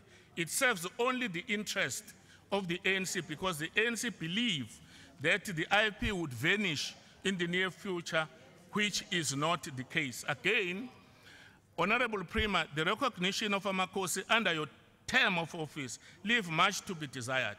While lip service is paid to the role of Amakosi in administering effective democratic government, Amakosi are prevented from voting in municipality council, and their voice may freely be discounted in decision making. Hallelujah. The next member is Honorable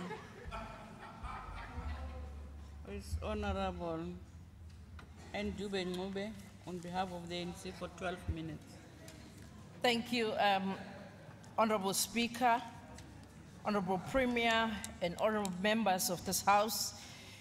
We join millions of our people in the province of Kwazulu-Natal and elsewhere in South Africa in welcoming the State of the Province address delivered by our Premier, Honorable Willis Mchunu, before this august House yesterday. Coming as it does at the end of the 5th term of the democratic dispensation, the SOPA was poignant on many fronts. It represents a moment of triumph for our liberation struggle because the architect of colonialism and apartheid have never envisaged a day when a black African would be at the helm of government. We were supposed to be drawers of water and hewers of wood. The speech by the Premier communicated a message of political stability and tolerance in the province. Barely a decade ago was embroiled by bloody murderous political violence. Rich on tangible facts, the SOPA was at the ebb of the high level of respect and regard for the people of KwaZulu-Natal by the ANC-led government. It was an epoch-making statement, State of the Province address, which detailed the profound changes delivered to the people of KwaZulu-Natal under the ANC administration. The accurate state of our province presented by the Premier as selfless, dedicated, umacingwane wasengonyameni, umacingwane omnyama ogiya ngezimbambo zamanye amakhosi egiya ngemshizana, laid bare the fact indeed under the ANC government that we are indeed changing the lives of the people, blazing a trail towards a better life. Madam Speaker, Milan Karunda once reminded us that the struggle of men and power is equivalent to a struggle of a man against forgetting. Ngibuyele ku mhlonishwa uGwala uyasho uthi speech saka Premier was too good to be true. Ngiyavumelana nawe mhlonishwa ngoba kubhlungu ukuvuma ukuthi impela impilo zabantu ziyashintsha ngoba nawe lapho usuka khona uyazi ukuthi sekushintshe kangakanani. Ukukhuluma ngokuthi mhlonishwa akwenziwa lutho ngemali ye drought, lokho mhlonishwa ukuthole khona ku department yakwa agriculture ukuthi yenza uphenyo mayelana nale mali yokuthi asetshenziswa kanjani imali ye drought kwa agriculture. Mhlonishwa njengoba ukhuluma ngokuthi umzimkhulu une investigation, it's because uyazi ukuthi undunankulu uyena ohambile wayothulumela. Time can, I just want to check, I just see the member standing. Are you raising a matter? Which rule are you standing on? Mhlonishwa somlomo ukuthi ungimemeze ngegama ngisukumela ukulalela lokho akushoyo. Ngisukumela ukulalela lokho akushoyo ngoba ungimemeze ngegama. Ukumnika inhlonipho. Order.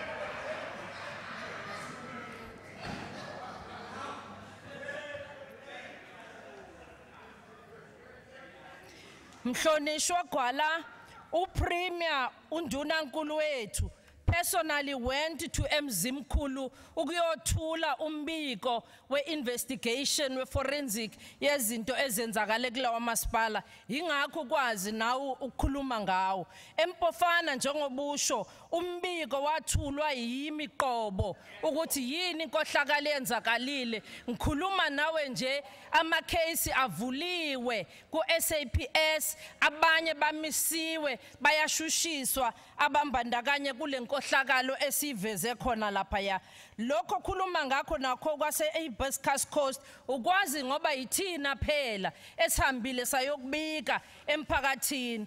Hayi mhlonishwa, kumele ukuthi ngesinye isikhathi iqiniso silikhulume. Udaba lamakhosi, hayi amakhosi asendlunkulu angakutshela nawo ukuthi ngaphansi kwalohulumeni waka-ANC umsebenzi owenzayo umkhulu kangakanani. Akho ngisho yodwa inkosi ngaphambi koba u-ANC abe khona eyayakhelwa izindlu zamakhosi eziqobezela njengalezi.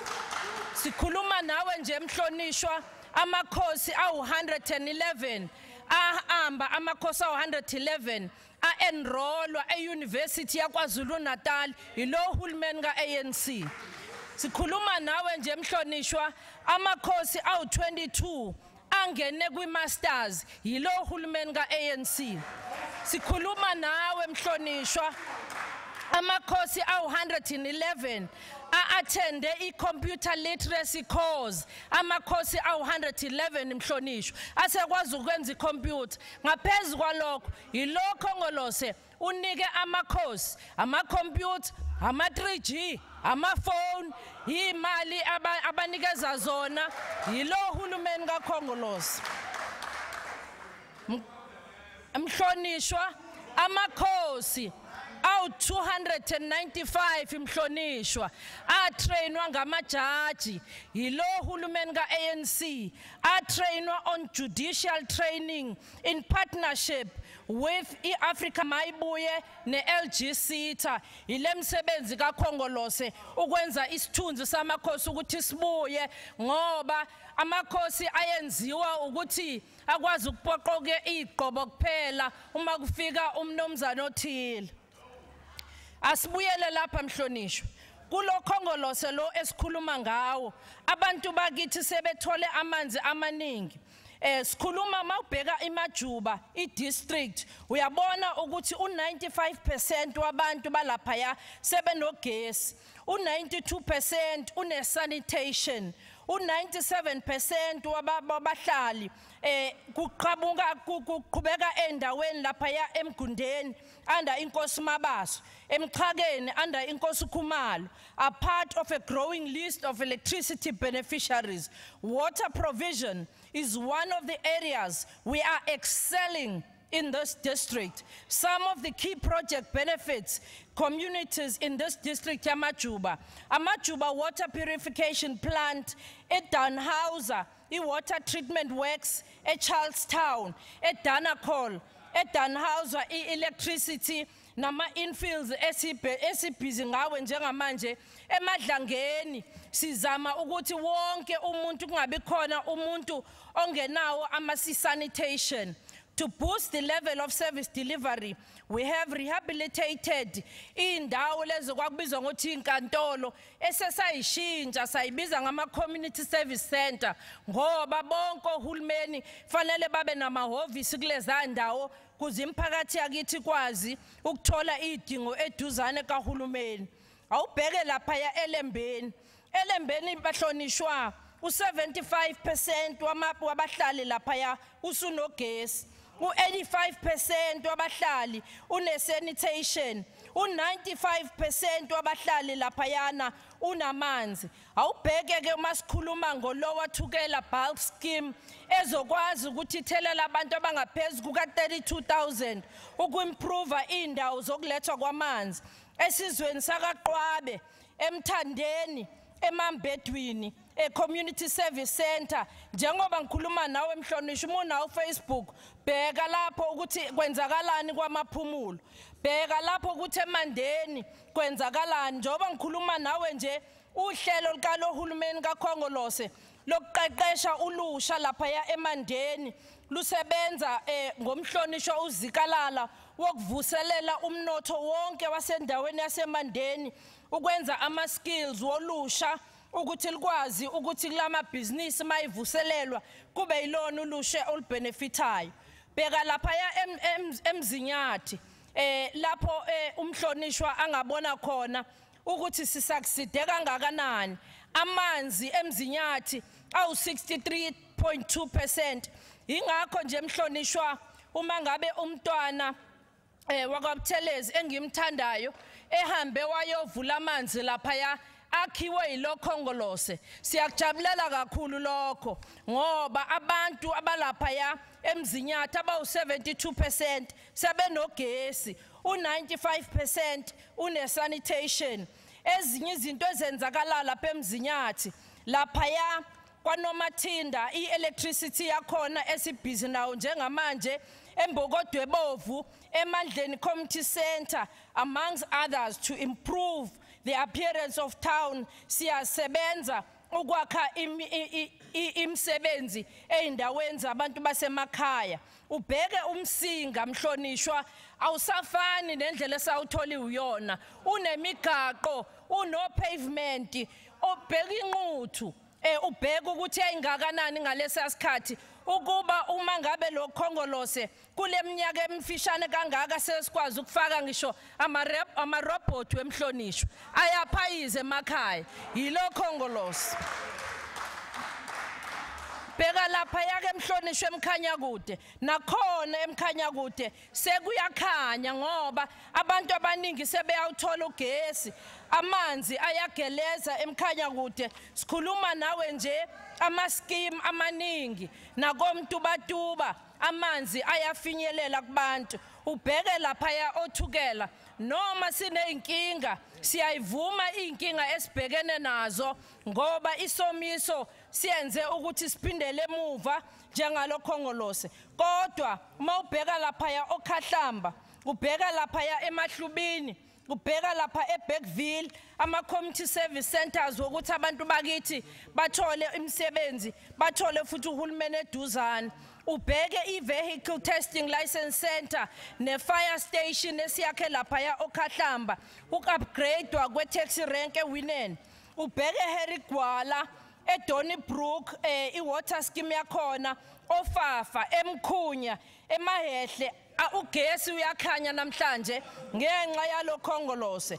Ubheke lapha ya eKingcwetshwayo, umhlonishwa lapha ya umncwangu bekhuluma ngokuthi iDA izofaka i-internet. Cha mhlonishwa uyaphambuka sikhona i-internet lapha ya already isifakiwe. Hamba uyocabanga okunye, hamba ucabanga okunye ukuthi yini ongayenza ngoba ngempela abantu balapha KwaZulu-Natal ayikho into engenziwa yiDA, iphelile vele. Siyazi lokho. Osekusele nje ukuthi umhlonishwa ayeke ukuthi alokhe ephupha ngempela ngoba uyogcina esehamba ngekhanda esengaphili ngenxa yalamaphupho anawo abhlungu ngendlela eyisimanga. Uma ubheka lapha ya kweOgwini nakhona amanzi ayageleza eweza water treatment plant. Mawubheka nakhona kuona wonke ama district sikhuluma ngokuthi lo hulumeni kaKhongolose uyasebenza. In contrast of this achievement, bheka omasipala abaphethwe icoalition corruption ehlanganisa iEFF neDA neIFP iyanuka inkohlakalo endumeni. Uwile umasipala wawa ngesisu endumeni. Umasipala basejozini uyahusha ngesisu manje ngenxa yale nkohlakalo.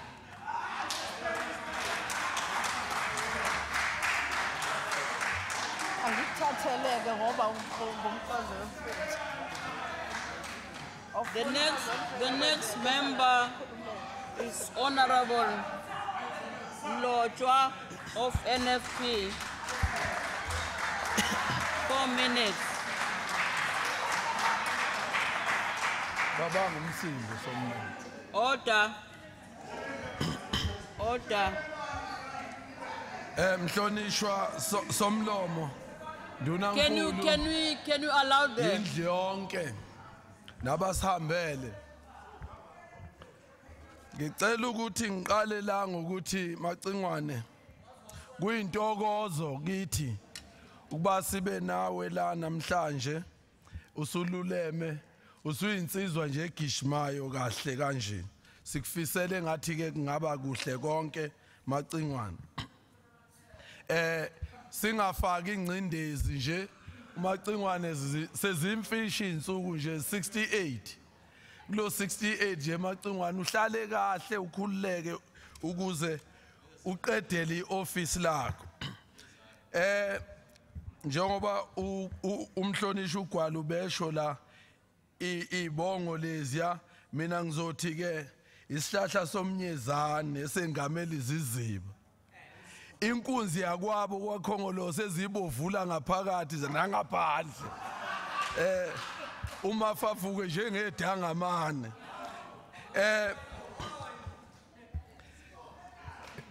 siyabonga kwisilo samabandla onke ukuba isilo sifike kulendlu siseluleke ukuthi ngaphekwa epolitiki kodwa kumele sibuye sibambane sisebenzele isizwe sibonga kakhulu okusikhathazayo nje kancane nje NFP ukungasebenzisananga kahle Macingwane kwahulumeni wakho neNgonyama Trust lokho kwenze kwangabi khona uzinzo kahle kwanenkombankombane kwase kuba khona lokho kufanele kulungiswe ngokuzayo kodwa ke ngiyafisa ukuthi Macingwane la masikhuluma kule nkulumo yakho yayizolo singakubeki lento leyo ukuthi uANC unemali wenza ukuthi imali le yentela zabantu bakwaZulu-Natal bonke nalabo abahluphekayo imali yentela kumele isetshenziswe ngendlela efanele ingacashunwa nje ifakwe ekhwameni zikalala we as NFP did give you, Honorable Premier, and the government led by the ANC a chance to show willingness to work for the millions of people in this province. And we must say there are areas needs decisive improvement and urgent attention, whilst there are also areas you did partially well.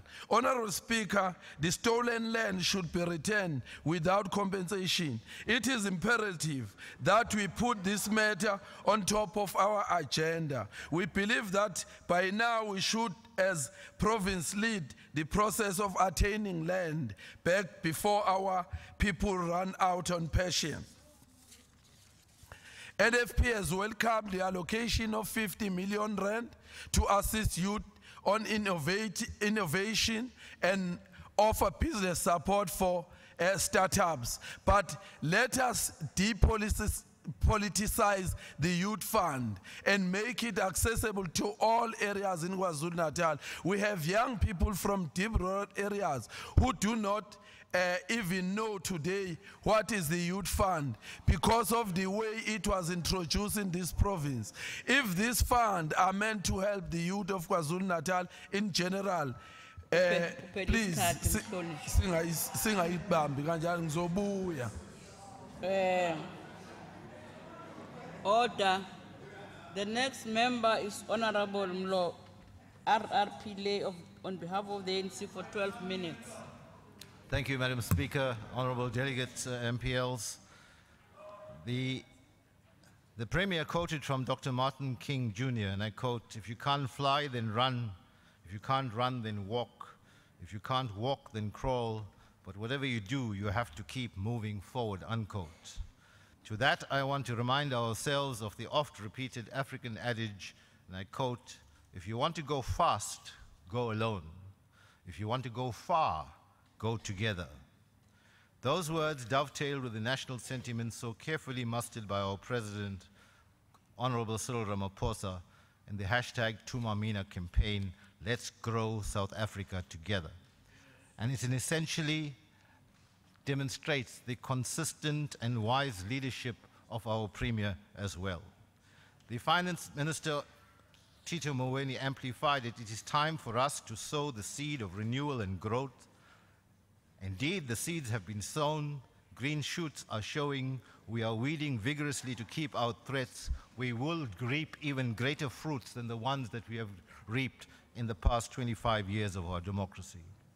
Even in the sparsity of the opposition benches, there is a recognition that the new dawn is thriving in the national psyche, that there is hope, that there is energy, that there is a plan that is working, a plan that is moving us forward as a united force, methodical, systematic, resolute. Ordinary people are saying that. DA supporters are saying that. Indeed, His Majesty endorsed the Tumamina campaign the other day, and indeed the national polls are saying that the ANC shall return stronger than ever. Let me take this opportunity to pay my own tribute to Matlingwan, who I've had the fortune to have known for many, many decades, and to pay tribute to his record of service for some 50 years. We in the ANC, I think our leader of government business used the term fountain of wisdom. And that fountain is something that we have repeatedly come to quench our thirst, to get revived, to get wisdom and energy. Matlingwan, you have served us well. We are proud of your record. And for the younger generation, if we can achieve 25% of what Matlingwan has done in his lifetime, we have done our people a great service. Thank you, Matlingwan. We have persevered in spreading the impact of our work with the resources available as widely and as creatively as possible. Our marching orders in the SONA were, and I quote, "The task of building a better South Africa is our collective responsibility as a nation, as the people of South Africa. It is at the center of the work of every department of government, of every agency, of every public entity. It is conventional wisdom the world over that infrastructure development ignites economic activity." And listening to the speeches earlier, I wonder what do those speakers think when they travel on the N2 and see the new interchange at Umhlanga, when they see the new interchange at Springfield, they see the new interchange at past Belito. When you go to Kokstad, Honorable Rogers, when you're going to Kokstad and the Harding turn off to Kokstad and the road has been revamped in a major way. When I listen to MEC Kaunda talking about the innumerable roads that have been built in rural areas, now tarred, making it faster, quicker, less expensive for our people, igniting the economy. Those achievements are real. Those achievements our people see every day. This has also been demonstrated in the two departments that I have had the fortune in working. In the 2017-18 financial year, Public Works as implementing agent spent 1.358 billion on infrastructure projects spread across 11 provincial districts, including and plus the legislature. This involved a total of 3,506 projects. The spread of these investments in the 11 municipalities ranged from 320 million in eThekwini to 39 million in Amajuba. Indeed, the baseline budget was 1.39 billion for 1,172, with education and health the most prominent. We are indeed a province at work. Infrastructure is the flywheel of the engine of the economy. Similarly, in human settlements, our service delivery track record has been formidable. The province secured the Top Performer Award in 4 successive years. At the 2018 ceremony, we again scooped the overwhelming majority of awards on offer for projects ranging from social housing to municipal performance. Over the past 25 years of democracy and freedom, our province has built over 600,000 houses, contributing to the national total. Since 2011, which coincides with my term of office, housing delivery breached the 200,000 mark in its totality of all instruments. The annual average has been 25,000 houses, equating to 100 new homes being built every working day. I am on record that when we came to office, we said we would deal with issues of quality, and we've dealt with it. NHBRC is doing its work, and we've not had issues with the quality of houses built since the NHBRC has been introduced. Our annual budget has been 3.5 billion rand, which we have consistently spent in full and also periodically attracted unused funds from other provinces. Indeed, we received 700 million rand from other provinces, including from the Western Cape in one particular year when they could not spend. Honorable members, land is justifiably an emotive subject in our country. Our government, and as a government and ruling party, we are determined that the equitable distribution of land must take place within a defined constitutional and policy framework. It's perhaps appropriate to use this occasion to say something about the wave of land invasions in recent weeks, and they do pose a serious challenge. Last night, I addressed 2 community meetings with the leadership of eThekwini municipality. We must say that we are sympathetic to the concerns of formal homeowners whose lives are affected. We understand that the middle class across all races, in Manor Gardens, for example, the majority of homeowners there are black African. And we are sympathetic to the fact that they have bought these homes, they've taken bonds, they have to pay those bonds off, and there's a threat of the value of those houses falling, apart from issues and concerns around safety and security. But we are determined to deal with this. The House will be aware that last Friday, the Durban High Court granted an order to eThekwini municipality against Abashlali Bastam Jondolo and a large number of other land invaders. That's an interim order. The return date is tomorrow, and we will pursue that matter with great vigor. They were effectively asked to vacate land they have unlawfully occupied, or alternatively come to court to explain why the order should not be made final.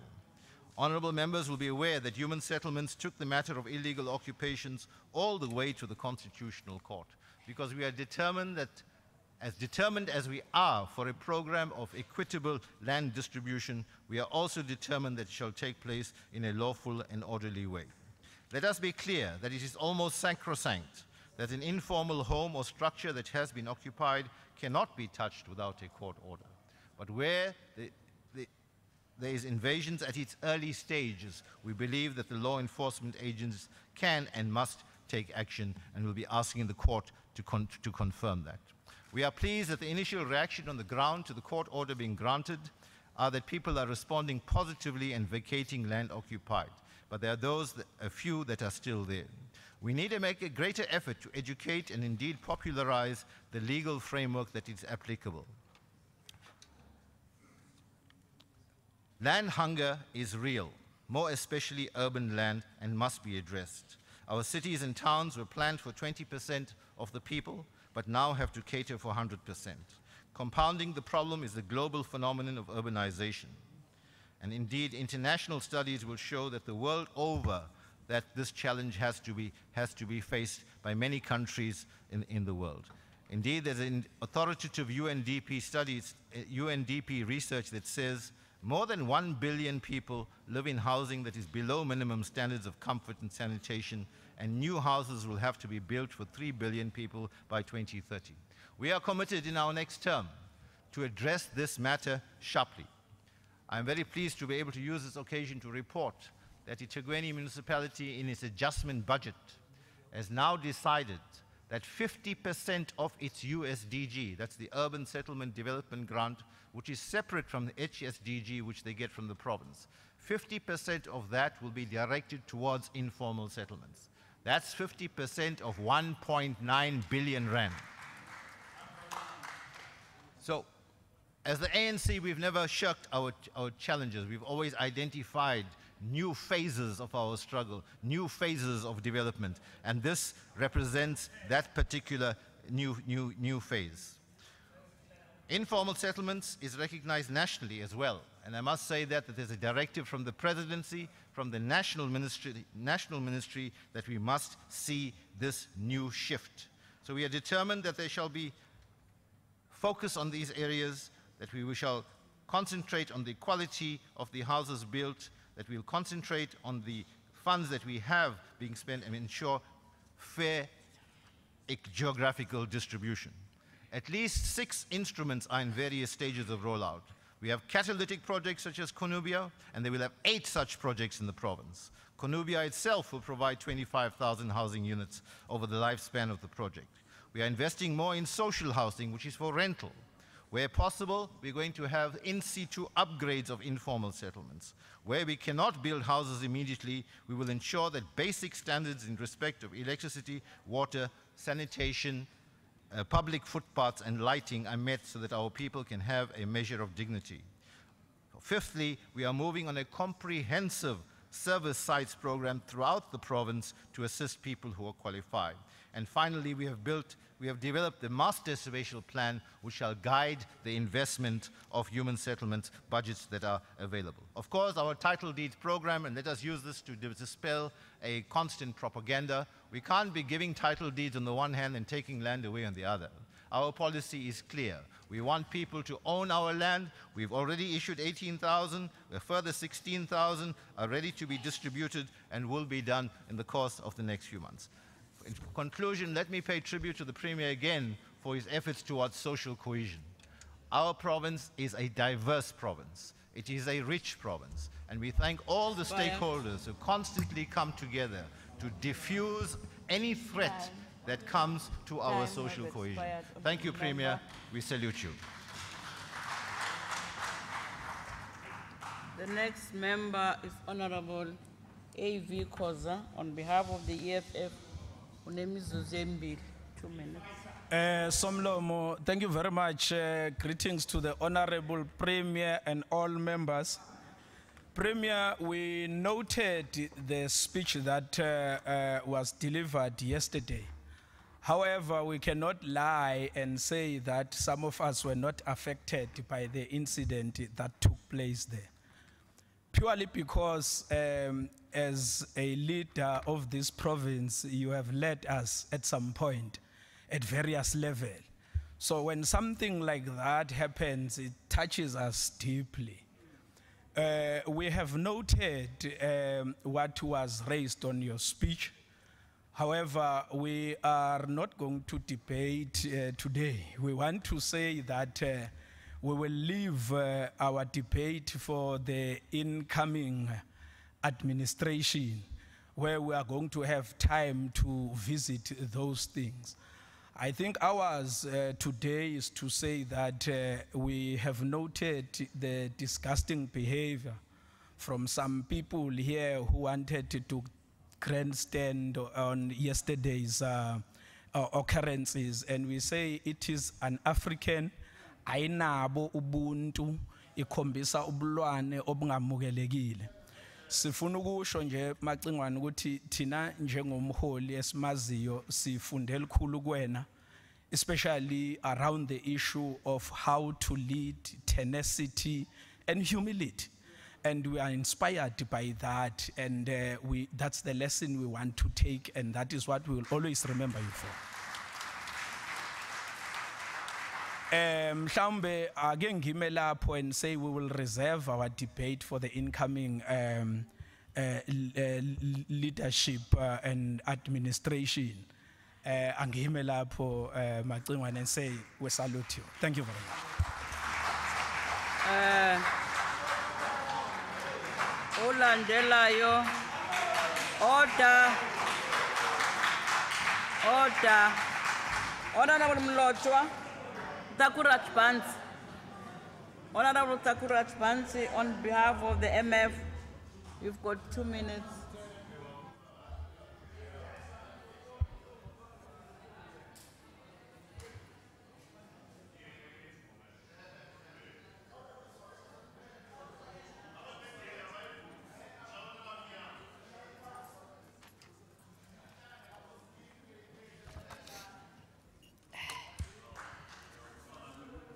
Yeah, Honorable Speaker, let me start by expressing my concern for the Honorable Premier, but I wish you a speedy recovery as well in your retirement. But Honorable Premier, I want to tell you that, I've always read your big billboards everywhere saying, I do right even when no one's watching. But I've been very disappointed because things are clearly out of control and a lot of corruption has occurred in this term of Parliament. And clearly, with this extent of corruption, we have a crisis on our hands, and I think for the next Parliament that comes in, they have their hands full and they are inheriting all of these problems. With these concerns, I want to say, what is worse currently, and we know we're going into an election, but land invasions, racism, violence, protests, hate speech, marginalization of minorities through draconian laws and policies, corruption. How can we ever transit from our rainbow nation, heal past divisions, and then move into nation building and social cohesion? And these are huge things we now have to surpass when we go into the next Parliament. Even the fourth industrial revolution, I can't see it being a reality in face of the rampant corruption, where we even as legislators, we are neglecting lawmaking and regulation making, and our country, it's just being run by commissions, by retired judges, and we can't have a situation like that, not for the next lot of leaders that comes in here. I always say that I don't think that the state was captured. I actually feel that it was reversed. I can tell you very safely that the state is run by retired judiciary currently. We've become so weak, crime is so prevalent, there's no prosecutions, judges don't really work, prosecutors are being recycled, and we don't even have data on prosecutions. So criminals are really running our country. They have like a social criminal contract, and we need to deal with all these things. Thank you.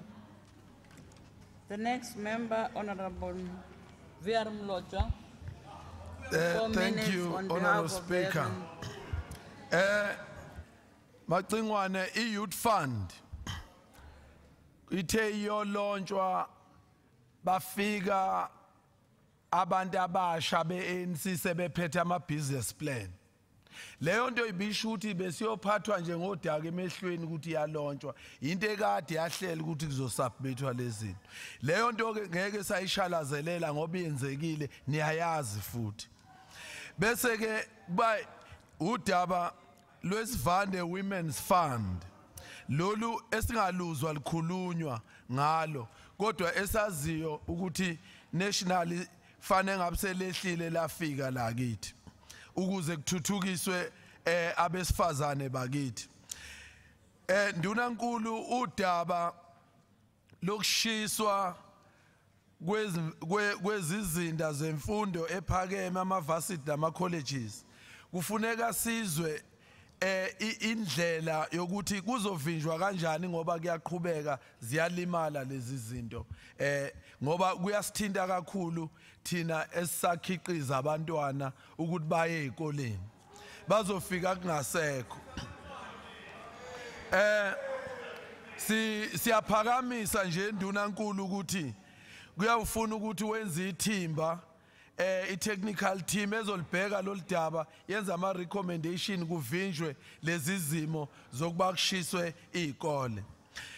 Ndunankulu, udaba lamakliniki sesiluphakamise la njengo-NFP, kuma-motion zethu kwaze kwayilolo daba siphakamise indaba yamakliniki nama-ambulance akusebenzi ngendlela efanele.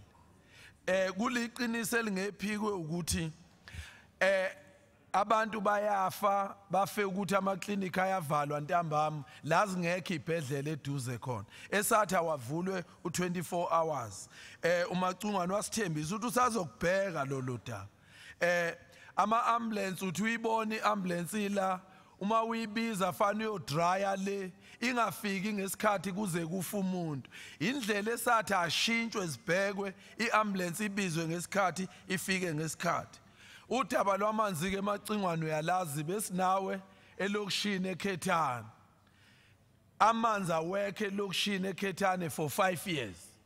Banama toilet ezindlini, siyakwazi kuqashwe imoto ziyobakhelela amanzi ngo20 litre okungekho kahle ngoba nama water tanker afika ngalelo langa amanye kuyawazi zikuta number plate yescooter nje ikhona akukho truck lapho thukela okwaziwayo umhlonishwa uDubu uyakwazi lokho ekoleni nje lapha ama toilet awekho amanzi awekho umhlonishwa uDuma sihambe naye wancinciza wathi ngeke ephele insuku engane singabuyile asikaze sibuye kwavimba ukhalo le eBackville lasazikhona mhlonishwa uDuma amanzi awekho ama toilet awekho ziningi izinto okufanele uhulumeni mayihlezi azibheke angabheki ngendlela intuthuko ibe namehlo akhethayo ukuthi kwakuhle lo kwakubi lo asibheke ukuthi abantu bakwaZulu-Natal noma uvela kuliphi ipolitical party kodwa makasizakala mayiqhamuka nento ethinta abantu bakwaZulu-Natal uma sungaphambili usuhola abantu bakwaZulu-Natal bonke in general not abe ANC bodwa sonke singabahulumeni lo wala okufanele sibhekekale masisho izinto azithathwe ngiyabonga. Asbonge. The next is Honorable Ernst Melanie Zulu on behalf of the ANC, Nemzizo 12. Somlomo ngiyabonga kakhulu ithuba lokuthi ngimela namhlanje ngimele uKhongolose. I am very much honored. Ngicela ukuqala nje Somlomo ngokubonga ukuthi ubaba uMacingwane unathi namhlanje ubuye futhi izolo kungakapheli ngisho isikhathi esingakanani kwabonakala ukuthi ngempela isime besimxinile besingesona isime besinzima kakhulu siyabonga kakhulu phakade ukuthi ukwazile ukuthi ube nathi namhlanje but sengikushilo lokho ngiyafisa nje ukuqala ngokuthi and add eyintweni ebeyishiwe abanye abantu ukuthi ubuntu bethu kuyabonakala ukuthi sebusishiyile kune video that is going around ku WhatsApp na ku Facebook that someone decided ukushuta instant ngesikhathi sibhekene nalesimo sibe besibhekane naso and the fact that someone thinks it's human enough to take that and put it on Facebook and WhatsApp I think we have reached a situation lapho ezabantu kakhulukazi abantu abamnyama okungafuneka ngabe sifike kusona ngoba isimo sokugula isimo esifikela nanoma ubani and angicabanga ukuthi ukhona phakathi kwethu ofisayo ukuthi naye uma simfica lesasimo kwenzeke le yanto sekushilo ke kodwa lokho siyabonga kakhulu phakathi ukuthi unathi namhlanje. Ngiyacela nje ukuthi ngiqale Somlomo ngokuphendula umfowethu la uzwakele othe Honorable Mncwane othe uma eqala ukukhuluma among other things he says the ANC is talking to the so-called successes and he says everything that was said by the premier in his speech it was more of a wish list and we were as the ANC are saying watch the space. We are not saying watch the space. As the African National Congress, we are hands and knees down in the mud and working for the people of South Africa. I am going to be talking to the successes that this province has ensured, which is Kwazulu-Natal, and not in the Sikabangayo as the DA is indicating. But before ngena kwi-speech sami, I do also wish to speak to one issue. The people of Kwazulu-Natal, Speaker, are never going to vote for the IFP again. They are clear. They have been led by the IFP. They know what it means to be led by the IFP, and they don't want to go back there. They are very sure of it.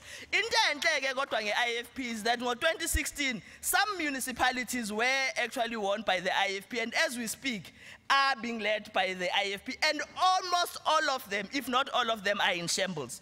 Let me give you an example. Emzinyathi umeya wakhona uze wathatha isinqumo sokuthi akahamba enyangeni Somlomo wahamba wayenyangeni uthi uma efika enyangeni ufuna ukubona ukuthi inkinga zomasipala ezingakazivelaphi uyabuya uzotshela abantu eradioweni nasemaphepheni ukuthi cha ubonile esibukweni ukuthi isibuko simkhombisile ukuthi obani abenza ukuthi umasipala ungasebenzi kahle. That is the IFP that you think is going to win this province. It's never going to happen. As the ANC as leading Inyanga, and I'm not being disrespectful to the traditional healers because all of us, we recognize them and appreciate them. But a municipality is led by policies and government. That is just one municipality in the province of Kwazulu-Natal. You go to Zululand as a municipality, and this is the municipality we have been talking about for years. There is no water there because Umeya was Zululand has taken a decision saying that unless he benefits personally, there is no one who's going to get water in Zululand. When there is a problem with water, abakwazi ukhipha ama-water cans somlomo because umayor must approve ukuthi ubani othola amanzi. And uma ngabe ngeze ukuthola imali yena ngalokho amanzi awaphumi ke ebantwini. That is an IFP-led municipality that is doing that. You go to a Freihead municipality, which is led by the IFP as we speak. It is in shambles. The mayor of the IFP, the speaker of the IFP are unable to sit in one room and deal with service delivery of the people. Uma bantu bekhala ukuthi abayitholi service delivery eBhekuzulu. Umasipala namakhansela aseZulu ase-Freihead kunokuthi basiza abantu bayabashaya. A public representative goes and assaults members of the community just because they had the audacity to raise their issues. A leader of the IFP shot a community member because ubabuza ukuthi bangenaphi ekutheni umasipala ulidwa kanjani. That is the IFP that is saying it's going to lead the people of KwaZulu-Natal. That is never going to happen. People in this province are very clear about what they want and they know that they are not going to go back where they used to be. Angeke sibuyele eBhilini seyabantu bakwaZulu-Natal. eMtubatuba as a municipality, there are challenges, it is in shambles. As we speak, the list goes on and on. Abantu bakwaZulu-Natal ngeke babuyele eBhilini. Ngizwile ke kuthiwa there is an approach yokuzama ukubala comrade chairperson of the province uBabusihle Zikalala from being a premier. Look, we understand very well ama tactics of divide and rule. Abantu who have their politics steeped in the apartheid era, but because they were taught by that era. So when you come here and tell us about our own politics, about what we are saying or what we should be saying about ourselves, we spy most. So we are not worried. And the people of KwaZulu-Natal will not be worried about you because they have bigger problems and they understand better what needs to be done in this province. Speaker, let me talk about safer communities because it's one of the things that I've been requested to speak to. The ANC-led government, through its deployees in government, has been listening to the complaints of the communities in relation to crime that has engulfed our communities. However, it is common cause that those who suffer most when it comes to crime is rife and are vulnerable groups, particularly women and children. And the ANC-led government is very clear and is prioritizing the crimes against women and the crimes against children. The Department of Community Safety and Liaison has established and implemented a number of programs in the past 5 years, as is within their constitutional mandate as a province. Understanding that fighting crime can never be a mandate for the government only, this provincial government decided to convene annual crime summits. And the participants in these summits are the business sector, municipalities, and crime prevention structures, because whatever solutions that come out of those summits must be owned by the community. This partnership is essential because it indicates a government that understands that solution to the crime in the country must be community-owned, and using the bottom-up approach is the only solution instead of a top-down approach. Speaker, the department has also established a council against crime with all the stakeholders involved that will also be dealing with other issues. This ANC-led government also convened the Private Security Summit. This was done after we have all been complaining about the number of firearms that are in the hands of the private citizens. And we have been complaining about this, and an MOU was established and is being implemented. Speaker, I think we need to appreciate as well the work that is being done by the police, both between isikhathi se-festive season and isikhathi sama-Easter as it is coming, because they are very committed and we can see a crime that has been happening in the previous years, it has gone down. I wish to speak to the issue of border crime, Speaker. Kodwa, before I do that, let me start by requesting the DA to unpack their slogan, ACT, protecting our borders. This slogan of the DA, Speaker, smells and speaks and sounds very much like their Swart Khefar state slogan that they had previously. They only say protect our borders because they don't think it's politically correct to say stop black people from the rest of Africa to come into South Africa. That's why they are saying this. And we can read between the lines. It is clear that that's what we are trying to do and that's what we are trying to say. But Abantu will never be fooled. Abantu, they understand exactly what the DA is saying. In July 2016, the Executive Council visited Ndumo in response to a protest march against cross-border crime in the area, and the community raised a number of issues. And in response to that, the government decided to have a number of interventions, and one amongst those interventions was to ensure that the concrete barriers are implemented, and those barriers we are told, going to cost something between 130 to 150 million. That is an initiative that we support very much, and we think it should continue because it is what is going to make our people very safe in this province. Another intervention that is there is the recruitment of community volunteers in these communities. And these volunteers have been trained properly and are going to be given a stipend of about 3,000 rents going up. And we think that is a program that is getting people and bringing people closer to government and ensuring that people take participation in their own defense. Let me go and talk to the issue of youth development, Speaker. Let me start by appreciating that the provincial government has actually ensured that a fund has been set aside for young people, for developing young people, because we appreciate that not all people are going to be employed, but some of the young people must be encouraged to become business people, and that is what this fund is going to do. And we hope moving forward the fund will be increasing with all the financial years that are coming. But it is not correct that this fund is a fund that is politicized.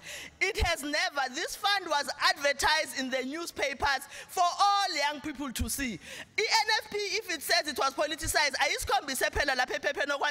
bring your card, your political card, so that you are able to get the fund. It's not true. Let's not politic about things that are meant to develop young people. Young people in this province are very clear about who they are going to vote for, and they understand who's going to bring service delivery to them. And let's not abuse our platforms to gain their vote. But I also want to talk to another program that is there for youth development, the NYDA as an institution. There is a myth that is going around that says NYDA is only in other provinces and only in this province, which is not true. There is a number of offices that are there throughout the province, 2 full-service offices that are in King Cetshwayo and Newcastle. They are doing the exact kind of work that is being done by the office as a Tegwin. But I must say, the NYDA as an office does not have enough money to establish offices and has been reaching out to municipalities to try and establish relations.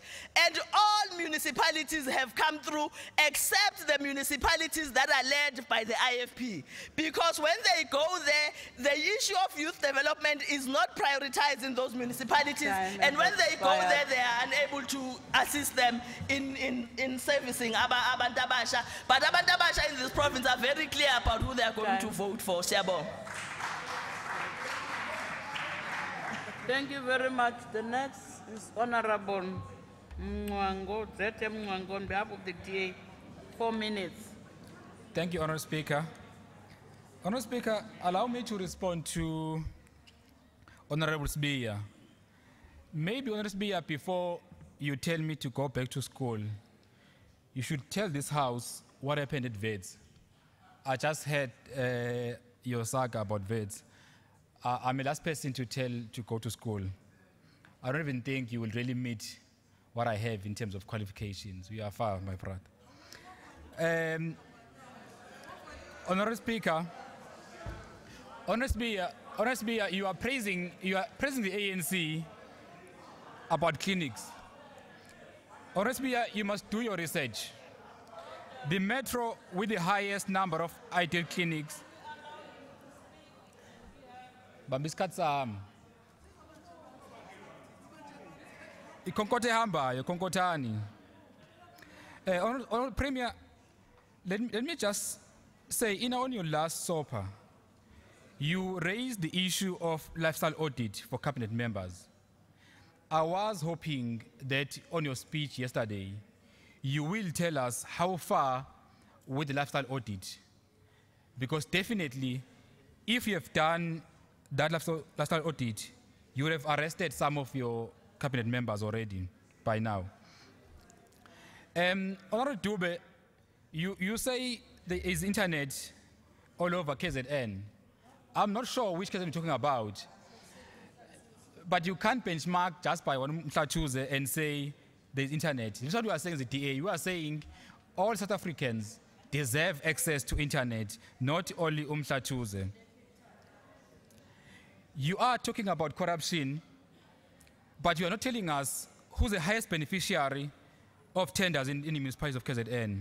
I was hoping you will tell us. Honorable Ravi, what is less expensive when it comes to roads, when toll roads rates and petrol increase every day? As we speak, we're going to have an increase of toll roads.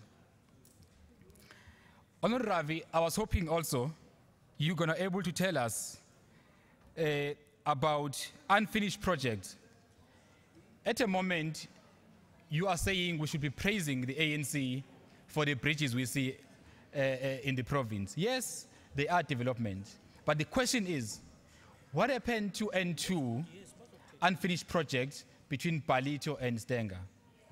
I'm hoping the ANC can tell us, for more than 5 years, unfinished projects on the main highway, how do you expect to grow our economy? Honorable Mwango, can you pause? Can they look at the word clock there? Honorable Order.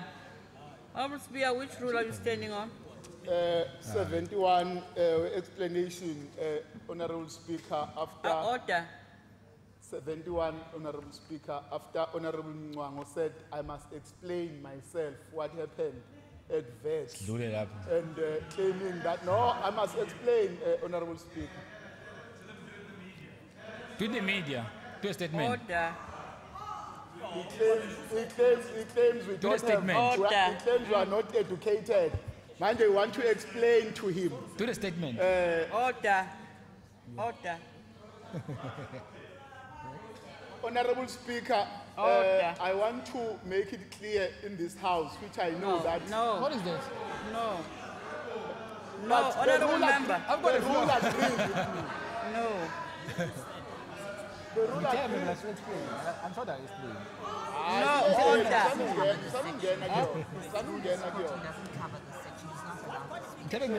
No. Order. Order. Sikwazi nokumboleka uthayi uma udinga. No. You can't stand up and explain. Yes. You can't explain because we need to know exactly what is it. Put it in writing. What is it that you think that has been, so that we can But really. Honorable Speaker, because the rules here, allow me, Honorable Speaker. No. So that we can check. We are defending this clown, Honorable Speaker. It's okay. Order. Honorable Mwango, can you? Honorable Premier, what I have to say to you, the people of this province are longing for service delivery.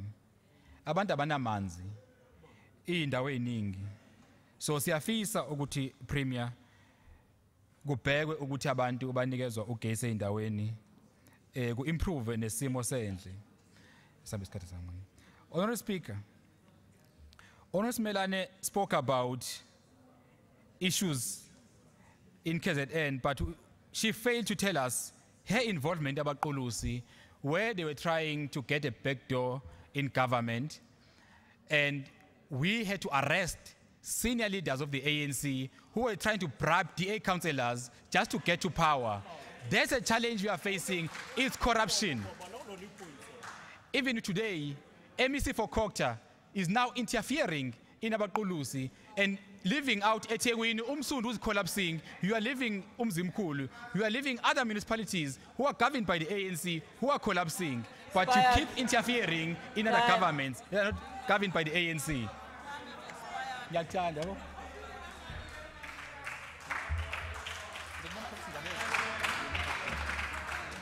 Order.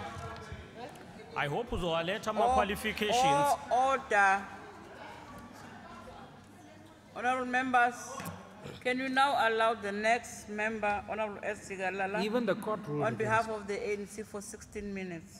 Honorable Speaker, our Premier, Honorable Matingwane, honorable members of this House, abantwana basendlunkulu, beholwa umntwana umbonisi, all members in the public, all members of our society in the public gallery. Honorable Speaker, racism is the belief in the superiority of one race over another. Racism takes many forms and can happen in many places. It includes prejudice, discrimination, or hatred directed on one person due to his color. Racism is more than just a word, but a belief and an action. What we're told to have been done by the chief whip of the opposition is embarrassing, but a reflection of a deep-seated racist behavior as having been represented in the past by none rather than Helen Zille, Justice Ramon Leon, who hanged Andrew Zondo, Hendrik Vervoet himself. Seated in the first row, in the second seat is none but a reflection of a racist behavior who have nothing to do with an African rather than to set one against the other. And that is the behavior of these racists who want to benefit out of our own. Honorable Speaker, the theme of 2019 SOPA is a command to all of us to work together in moving toward an even better and faster growth and development of the province and its people. The economy of this province cannot grow without infrastructure. Even the life of our people will be miserable without infrastructure. While infrastructure development with regard to housing and education have been covered, I just wish to allude to few of the projects the ANC-led government have implemented. The Tumsan Makaya Drive, which is the 16.5 kilometers at a tune of 1.3 billion, connecting Inanda, Kwamashu, Ntuzuma, and Claremont. Main road of P280, which is over 31 kilometers connecting Eshowe and Mpangeni, serves to link up small towns, thus improving our economy. The expansion of P496, which link Mpangeni to Richards Bay, thus making the movement of cargo to the harbor much more easy. The main road of P451 in Kwahlabisa, stretching 26 kilometers that have been connected, which boost tourism and agricultural industries. Can you pause and look at the watch there? What rule? Can you stop the, okay. What rule are you standing on? 67. Huh? 67. Order. 67. 67. Yes. Honorable Right. Speaker, Wait, I want wait, to check wait. if it's parliamentary for which honorable part member of 57? to refer other member 171 to refer other member. It's insulting way to say someone What is offensive? a racist. To say someone is a racist. On what basis you can say someone is a racist without proving that? No. Did... It's an No, insult. wait, we're all talking. Honorable Speaker, it's an insult to refer someone The who is a insult racist. to who? Honorable Order. Zigalala. The insult to who? Honorable Zigalala said someone on the left. Someone. On the row, yes. He was referring to Ms. Francois. He said DA chief whip. There's only DA chief whip. There's only one DA chief whip. Order. Honorable members. Order. There's only one DA chief whip. Order. Honorable members, order. You are now making it difficult for the presiding officer to get the bottom of what is the issue here. To do so, I need to consult with the Hansard to get exactly what was said. But can you withdraw that? No, I need to get what is said before. You can just withdraw. You can't call someone a racist. No. But you said some, no one was named. You No, said he said someone. chief whip. No. Speaker, he said chief whip. He said DA chief whip. Oh. There is only one DA chief whip. Order. Madam Speaker. Allow Madam Speaker. all order. Honorable members, order. Allow the presiding officer to consult exactly what was said. Because you are telling me, I didn't hear that. But can you withdraw? I didn't hear. But he's not denying it. Okay, fine. Let's get to the Hansard. They can withdraw it. No. Don't force me. I can't be told withdraw it. Just withdraw. Why not? Force me. Just withdraw. To do that. Speaker, he described where he said. Honorable. On what basis? Honorable Zigalala. No. Everybody's standing up now. Okay. Can you take your seat, Honorable? Your point has been made that we have an issue on this matter. Mamela and the others, can you please keep quiet? Because everybody's shouting. Honorable Spear, there's no point of shouting. Can we get the matter decent? Honorable Tabacha, you're on your feet because I was still dealing with Honorable Mwang.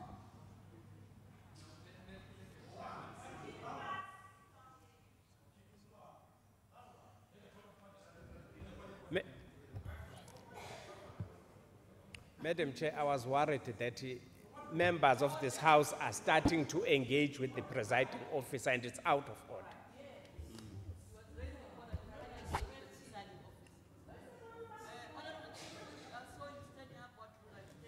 I was also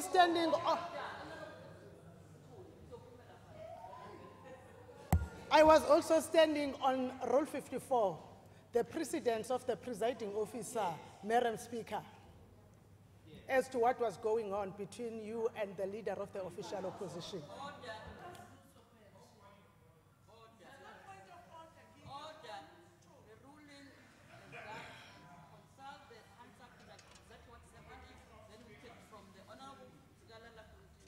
Thank you, Madam Speaker. The main road, P451 in Kwahlabisa, stretching 26 kilometers, P64, which is the 48.8 kilometers, which stretches from St. Faith in Ikopo to from St. Faith to Ikopo in Herikwala.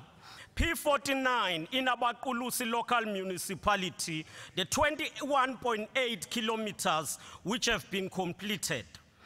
P435 in Echozini, in the very, very deep rural district, connecting the Shemula area to Indumo. And it also boosts the tourist industry.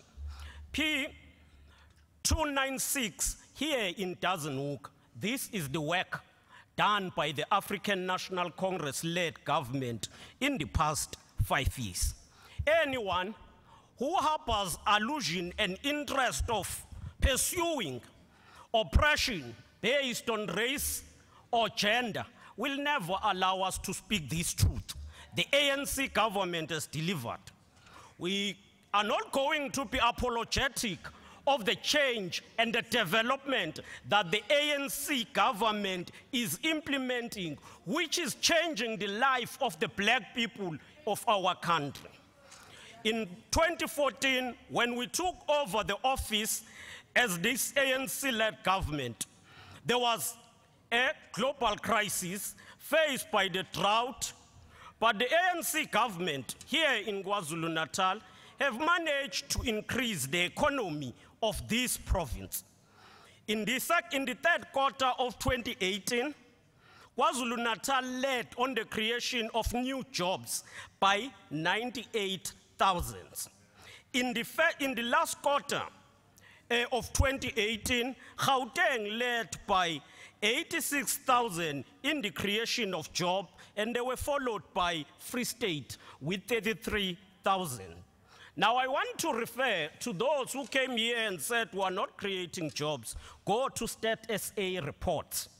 Don't come here with some reports that are not researched. Don't be told by some people who have even guts to tell you while standing here on what you must see. Employment in KwaZulu-Natal stands now at 2,553,000, and that account for a growth, and it account for at least the 14% of the job created in this term of office. The ANC government continue, and it is at work.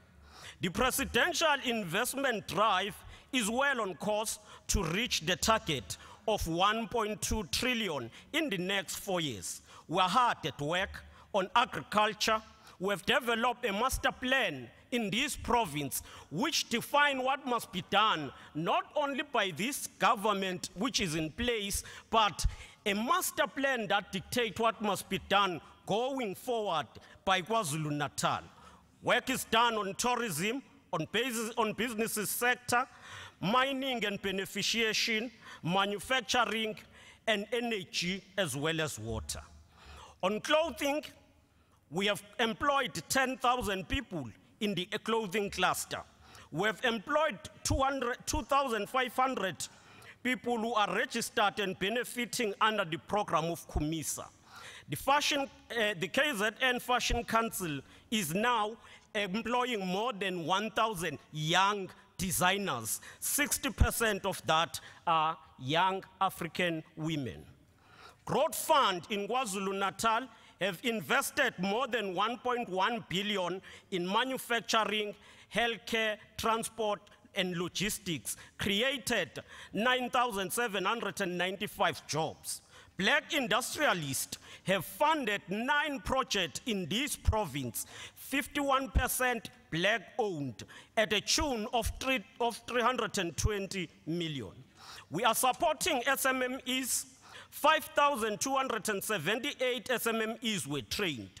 216 small enterprises were given training on manufacturing, and as well as connected with opportunities. 1,152 enterprises were trained on finance and business management. Bursaries were given to 204 students on diploma management on cooperatives, as well as Bachelor of Commerce. All of this is by this ANC-led government. The Youth Fund is not just a youth fund that comes from nowhere. It is a fund that came from the YES, which is the KZN Youth Empowerment Strategy, which was done in 2014. You cannot come and claim that it is just done now. The province of KwaZulu-Natal will ensure that it is accessed by all people of this province.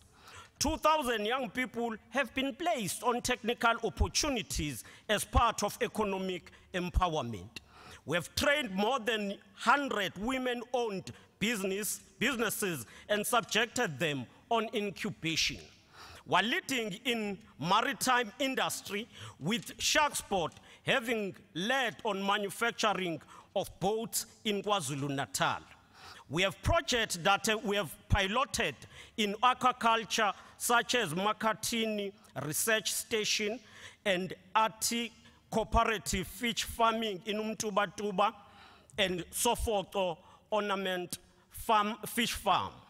We are assisting 43 small-scale fishing communities along the coast. Watch the space. In the next few days, the Minister Senzeni Zokwane will be here to hand over the fishing licenses to people of rural areas. We're hard at work to support sugarcane farmers with Operation Sakinzuzo, and have supported 47 co-ops and created more than 300 jobs for farmers in our rural areas. Tourism, the Premier went at length to account about the work we've done on tourism. We're working hard to ensure that investment growth is taking place in KwaZulu-Natal.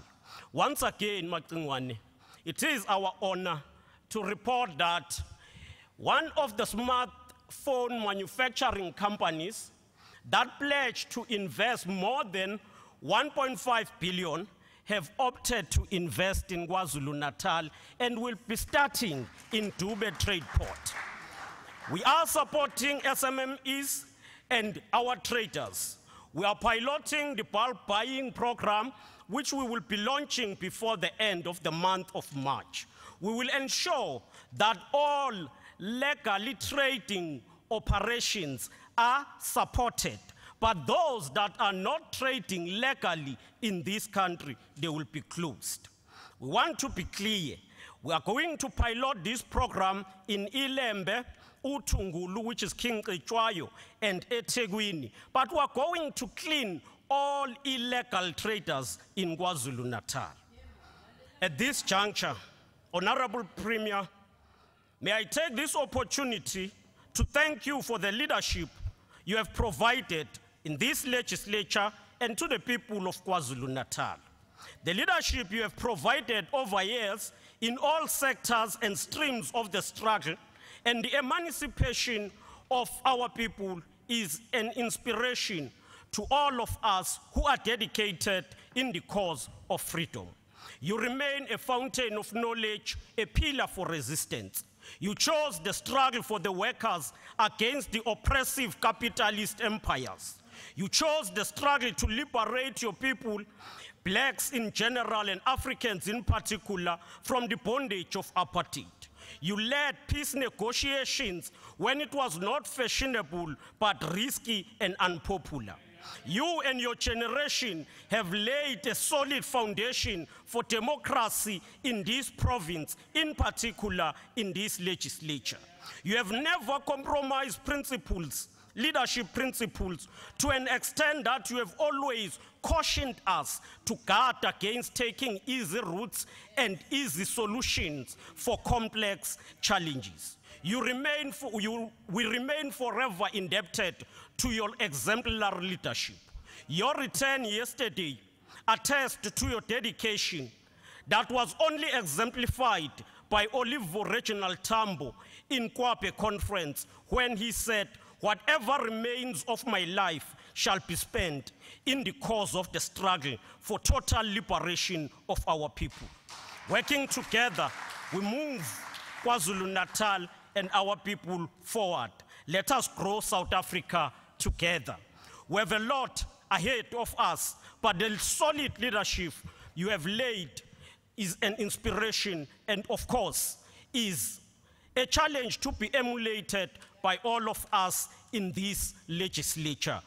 Having said that, I also wish to take this opportunity to thank the leader of the EFF for the exemplary leadership he has shown today. We want to thank you for your leadership. This is what we call for if we say, workers of this world unite, but you have nothing to lose. We say to all of those who feel that we were once oppressed, we have a responsibility to unite against the oppressive system of apartheid. What people who are rich in this country are rich only because they oppress and they are white. They benefited because of apartheid oppressive system.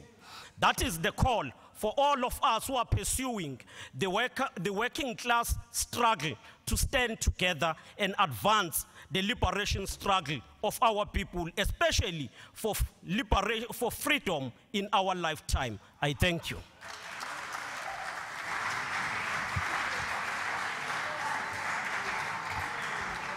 Order. Order. We have now come to the end of the debate. We now give this opportunity to the Honorable Premier to respond to the debate. Honorable Premier, now you've got the opportunity to do so.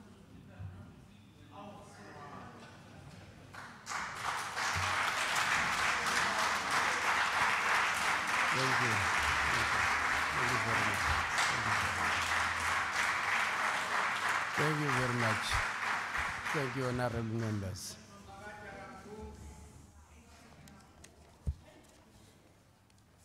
Madam Speaker, I am not a person who really likes to be appreciated. But every time that happens, I really feel humbled. It's the same thing that happens here today. Similarly, what happened yesterday by members of the House. I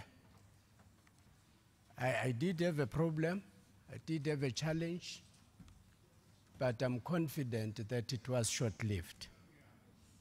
It is something that affected me, and I've spoken to people who are knowledgeable.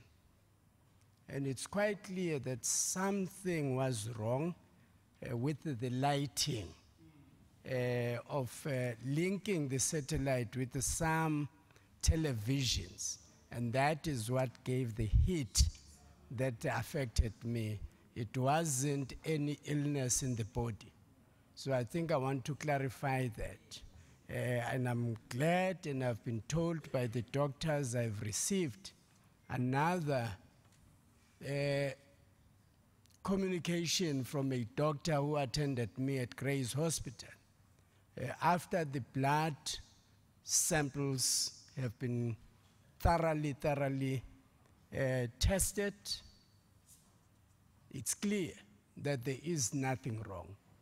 It's clear, so the final report that came this morning is that there is nothing clinically wrong with myself. I have heard honorable members who have complained about whatever was posted on Instagram. I don't want to comment a lot, but safe to say, if that is true, I regard that as just sheer recklessness, because you do not undermine a person's sickness. But what gives me pride is that it is overshadowed by many comments on social media that I'm aware of. Many of sympathetic people, some who I do not know, others who I know. And I'm also humbled by the responses of many members and leaders in this House. And I want to echo MEC, Leader of Government's view that in reality, Honorable Member Khoza has shown leadership. This is showing leadership.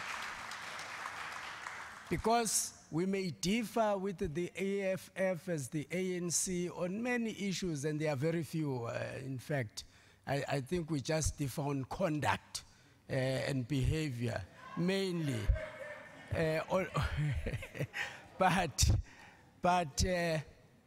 But effectively, honorable members of the EFF, because Honorable Khoza was also representing Honorable Ndlovu.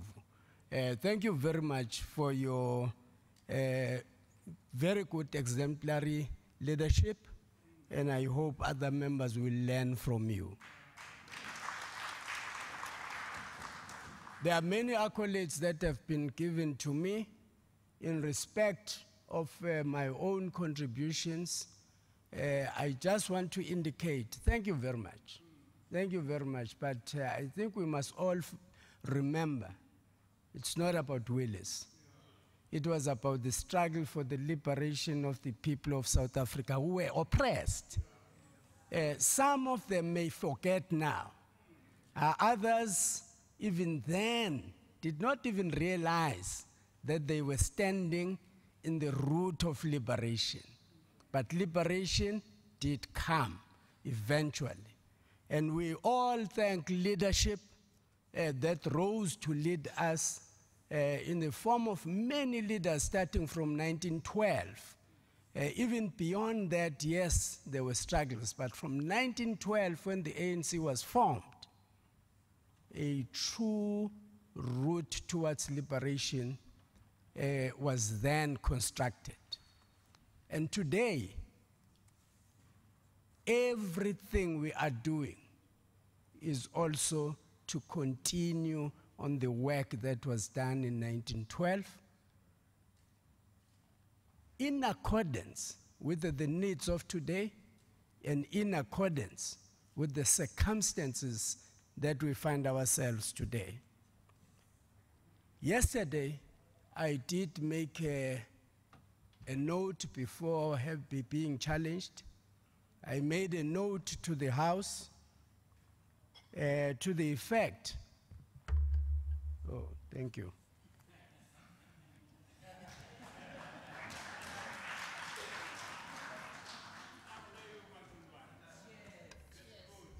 No, I think the Sergeant at Arms is reminding me to thank him.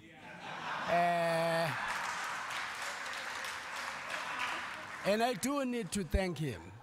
Truly speaking, I do need to thank him, because much as I was challenged, but I know those people who came to my rescue, and I know the first ones, and I know that the Sergeant at Arms was the first one. Thank you. Thank you very much, Sergeant at Arms. I was just about to say, members of this House, I did make a point that the report we were presenting yesterday was not comprehensively everything that we have done since 2014. And therefore, there could have been omissions, and I do want to acknowledge some of those omissions necessary to have been part of the report. I think one other omission is that we omitted to tell you what MEC Zigalala, leader of government business, has just said, how much work was done by the Department of Transport. Just in the 5 years that we are talking about, no other government could have given us 399 kilometers of new gravel roads that will have been surfaced to tar. No other government. But new gravel roads themselves that were done to connect rural communities where there has never been a road before. No roads before constructed in rural communities. 660 kilometers of new gravel road. That is to make the connectability of the people of rural areas. But for pedestrians, and these are rural areas, 84 bridges in total to be done is miraculous. And out of that 84, 57 are for vehicles, because, you know, Africans were never thought to ever going to own vehicles. Therefore, no roads, no bridges to African areas, and that's the truth. That's the truth. Now, it's our task to rebuild, to build those roads, to build those bridges. Now, that we have built just in this period, 27 pedestrian and 57 vehicular bridges, is really astounding. We can go on and go on with what the Department of Transport has done. But let me also tell you what we have decided. What the Executive Council has decided is that because you can't have a professional report that goes into the state of the province address, we believed that for the sake of the incoming government and for other governments in the future to serve as a reference resource, we need to commission a clear review of the period in question, professional review of the period in question. So there will be a formal report that will at some stage be tabled here, hopefully, by the incoming government, and hopefully that will be the ANC government and abantu bakuthanda kanjalo. But it is true, if it is an ANC government, it will be possible to give that review to the government. But if it's another party, how do you give it to them? Because they won't want it. They have a different agenda altogether. Tinage, sithatha leli thuba lokunibonga nonke. I wish to thank you all for this debate. And I just want to indicate that to all of you, you've done well in your inputs. I support some of your inputs, but I do not support others. I support, for instance, that we all applaud His Majesty the King and his input when he was opening the legislature or addressing the people of this province. It was quite good that His Majesty spoke to many issues. I just want to indicate, though, that on the issue of the Morane Commission, I'm sure that this House knows very well that there are plans that are there, and I've said so in the speech because somebody seems to have said we did not say anything about the implementation of the findings of the Morane Commission. No, I said so in the speech. This House, we've written to the Speaker's office, we've written to the police, both the Minister and the National Commissioner, we've written to the Department of Public Service and Administration to make sure that all those issues raised by the Morane Commission are properly reported on. There was an issue about Kwazulu-Natal old age home. I don't think the person is fully informed, because you can't talk about Kwazulu-Natal the manner you did if you are fully informed, because that area was, the intervention was led by the Premier in Kwazulu-Natal, and a team was put in place, and the advisor to the Premier, Honorable Ntlantla-Ngidi, advisor Ntlantla-Ngidi, is leading a process, a very good process, which is supported by everybody in Kwazulu-Natal. So there is nothing you can say about Kwazulu-Natal that is negative. It's everything is positive. There is an administrator in place. There is an administrator in place. DA cannot put an administrator in Kwazulu-Natal. You are not in government, you will never be. So Kwazulu-Natal is very well handled. I don't think anybody should worry about Kwazulu-Natal. And I do want to also say that somebody said I did not mention the issue of food security. That person did not read the report. You certainly did not read the State of the Province address. Any person who says that. The missing disaster money, I'm sure this issue will be dealt with even in the forthcoming government if necessary. But we must all remember that we are talking here.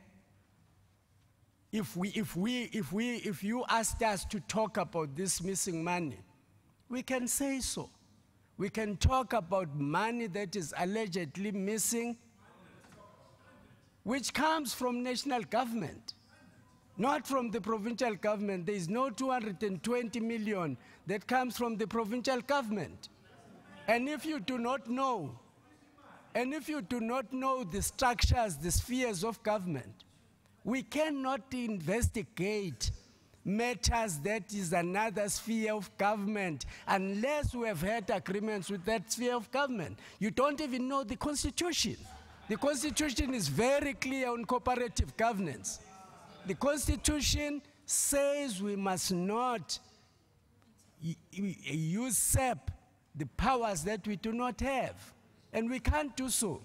But in our case, in the question of whoever would have been responsible in the Department of Agriculture, the report that we have in the agriculture is with the Hawks.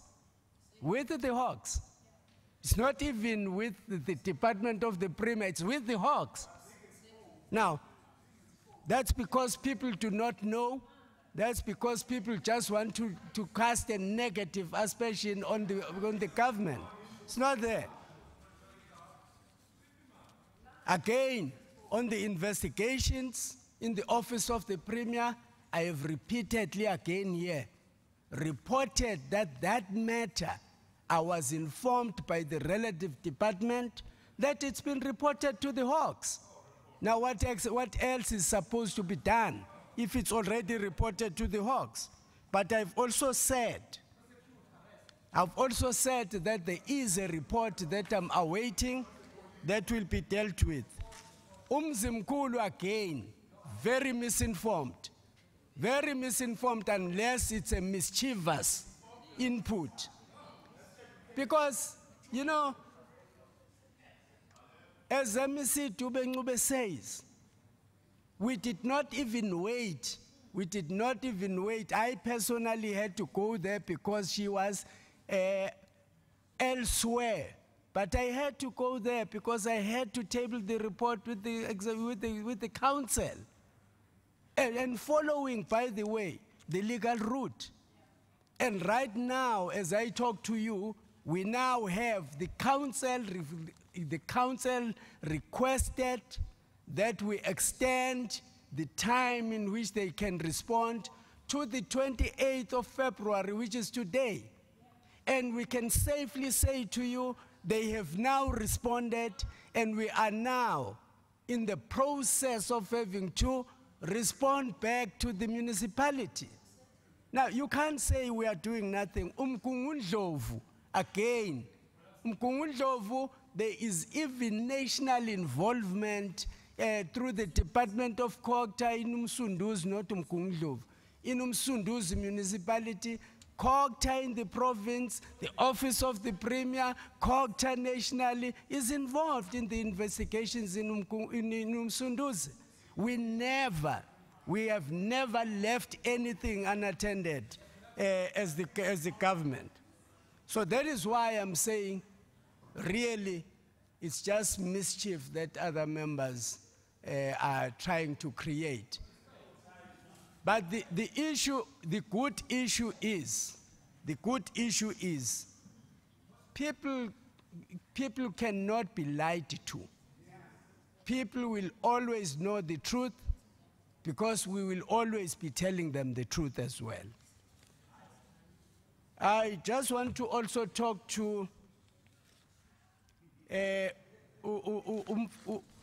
umzala wami, umpepete. Umpepete uvela khuluma baleke nje njalo. Manje ngisakwazi kumphendula. Hey. God ya kushuto wakagwala ngempela. Kodwa ke uma nje ngingathi kumpepete ndaba ezitha ngoba ukhona, cha angifuni ukuthi ngihlasele i-IFP la kule platform ngosuku lwami lokugcina lwe-State of the Province address. Mina ngingathi nje we are happy. I'm sure on behalf of the ANC, we would be happy to check the record of the ANC from 2004 up to now against the record of the IFP from 1994 to 2004. We would be happy because ndabezitha umngasubheke, really we should not be, as the ANC, we should not be saying we have done that, if the IFP had done it between 1994 and 2004. And people should not be complaining if those matters had been dealt with between 1994 and 2004. So it's just a matter of us agreeing what is the best way of handling these types of debates. And we all appreciate as well the issue of the relations between the IFP and the ANC. This leader of the ANC seated here, the leader of government business,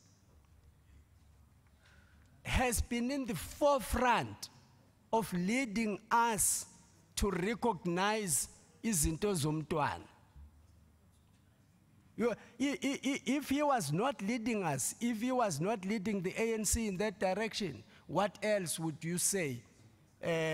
Why would there be work that the Department of Arts and Culture is doing to ensure the legacy of umntwana? Why should we do it?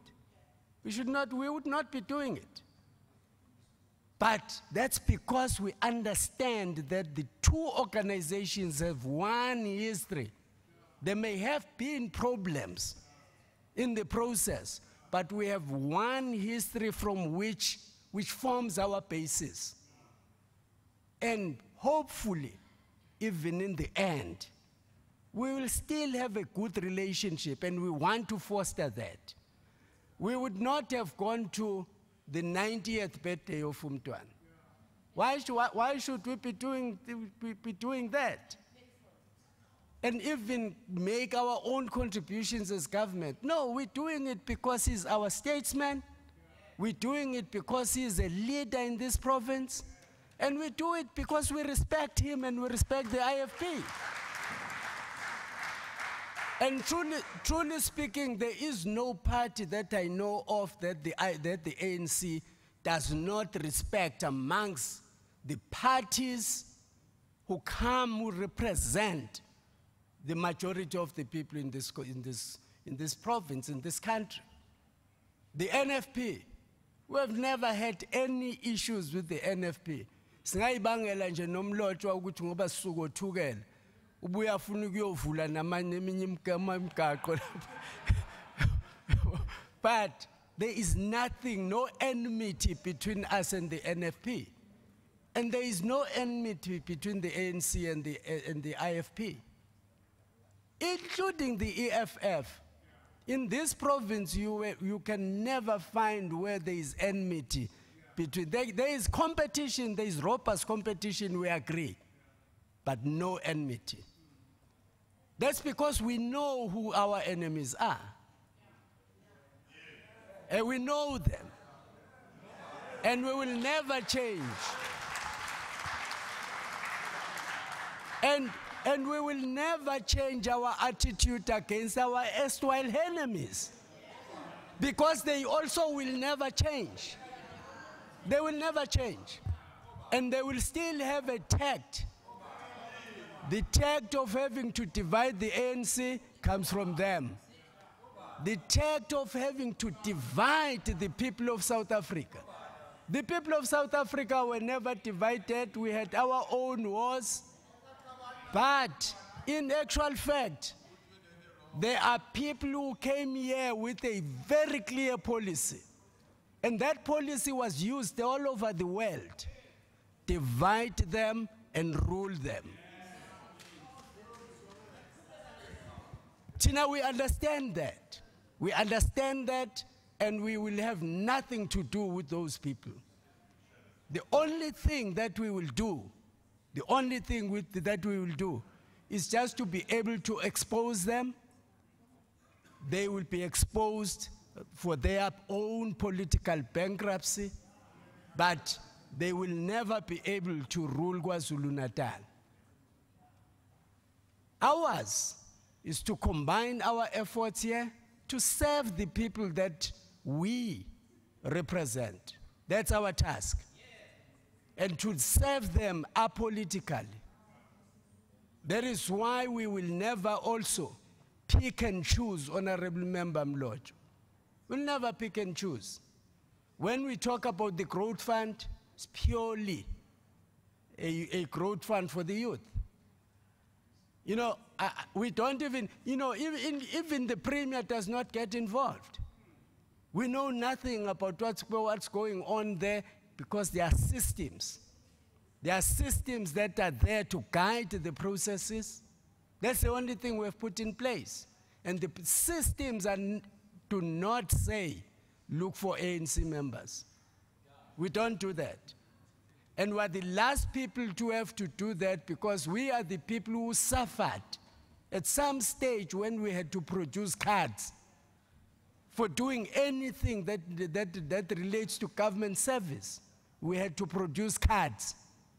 Wendot, liphi ikhadi lakho. Yabo, uthi uyofuna ukushada nje. Kulungileke kodwa liphi ikhadi. Yabo, iphi ingubo yomthimba. We experience that. We can't do it against our own people. So I'm really humbled, honorable members, that I now have to debate for the last time, to debate the State of the Province address. And as you said, Honorable Member Mlotshwa, we are left with less than 70 days now to go to the elections. Yes, during that time, I will still be very, very clear about what my role is, and my role is to serve the ANC. And you will notice, you will also notice that I've opted out of being elected into any government position because I believed that the time had come for me to step down. But I also believed that we now have a crop of leaders that have come after us, that are very capable of taking this province forward. And they will do so. After the elections, you will realize that it was wisdom for all of us to give new blood space to move forward. But one thing for certain, and I'm sure the leadership of the ANC knows this, I have not resigned from the ANC, and I will never be buried an ex-ANC member. It will never happen. I remain a strong member of the ANC, and I remain ready for any further orders from the ANC. Any further orders. If the ANC believes that I should still do something in the name of the ANC, wherever, as long as it is not government, I'll be ready to undertake that task. It's been a very humbling experience, Comrade Slalo and the leadership. It's been a very humbling experience to have to serve the ANC from 1994 to today. Very humbling experience. What has been more humbling is to be allowed to serve in very senior portfolios in this legislature. I had the opportunity of being Deputy Speaker in this legislature. I had the opportunity of being Speaker. I've had the opportunity of being an MEC. And I've had an opportunity of being Premier. And none of this did I ever think would be positions I would fill. None of them. Because I stuck to my understanding of why we are in the ANC.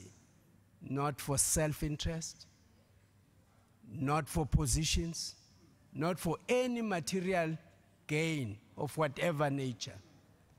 I'm very thankful, members of the caucus of the ANC. I'm confident that you will come here next year again. If not in the same numbers, you will be more than what you are now. And I'm also confident I'm also confident that the people of KwaZulu-Natal will still benefit from the leadership of the ANC. And I thank you very much for all the humility with which you have handled myself. I may have let you down in some areas of my work. I'm only human. And I do apologize for anything I've done wrong in this legislature. Thank you very much.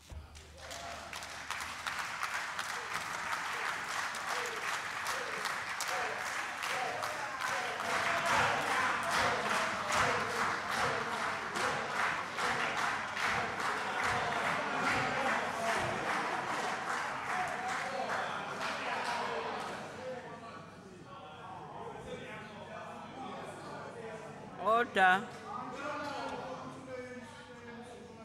Order. Order.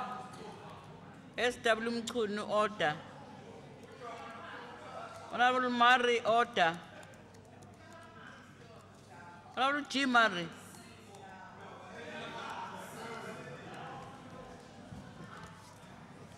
We have concluded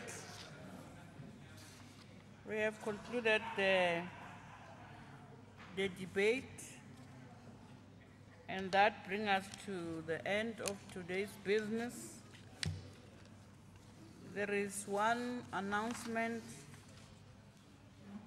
which has been forwarded, that members of the portfolio committee, education portfolio committee, to remain behind once the House has been adjourned. And the House is adjourned, order, till the 7th of March, where will be, okay. Is the Premier any announcement to make? Madam Speaker, just two that we found necessary to share with this House. There are not many. We wanted to share, Madam Speaker, that as the provincial government, we have activated law enforcement agencies to ensure peace and stability in Vryheid and Abaqulusi local municipality. And this follows a clash that involved two separate groups of communities. We also undertook to ensure sustained interventions through Operation Sukmasake in order to deal with issues regarding lack of service delivery. The MEC for Community Safety and Liaison, Nkolisi Kaunda, who is also the champion of Sukmasake in the district, is leading some of the OSS activities that will involve government departments, the district and local municipalities. Acting in partnership with communities, we need to see to it that councillors hold regular meetings with their communities. This is important to ensure that the right kind of service is delivered to the community at all times. Where there are delays, we need to explain in order to avoid the unnecessary injuries and loss of life. We also want to report that on the 5th, we announced that a task team of MECs had planned meetings with students' leadership, vice-chancellors and rectors in order to find a long-lasting solution in institutions of higher learning. The first meeting took place on the 8th of February in Durban. We wish to report that our interventions are continuing and bearing fruits. While negotiations are ongoing, the MECs, students' leadership, vice-chancellors resolved to visit all institutions to ensure that lectures resume.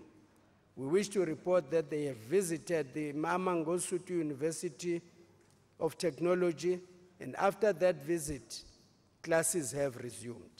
Other institutions to be visited include Durban University of Technology, UNISA, and University of KwaZulu-Natal.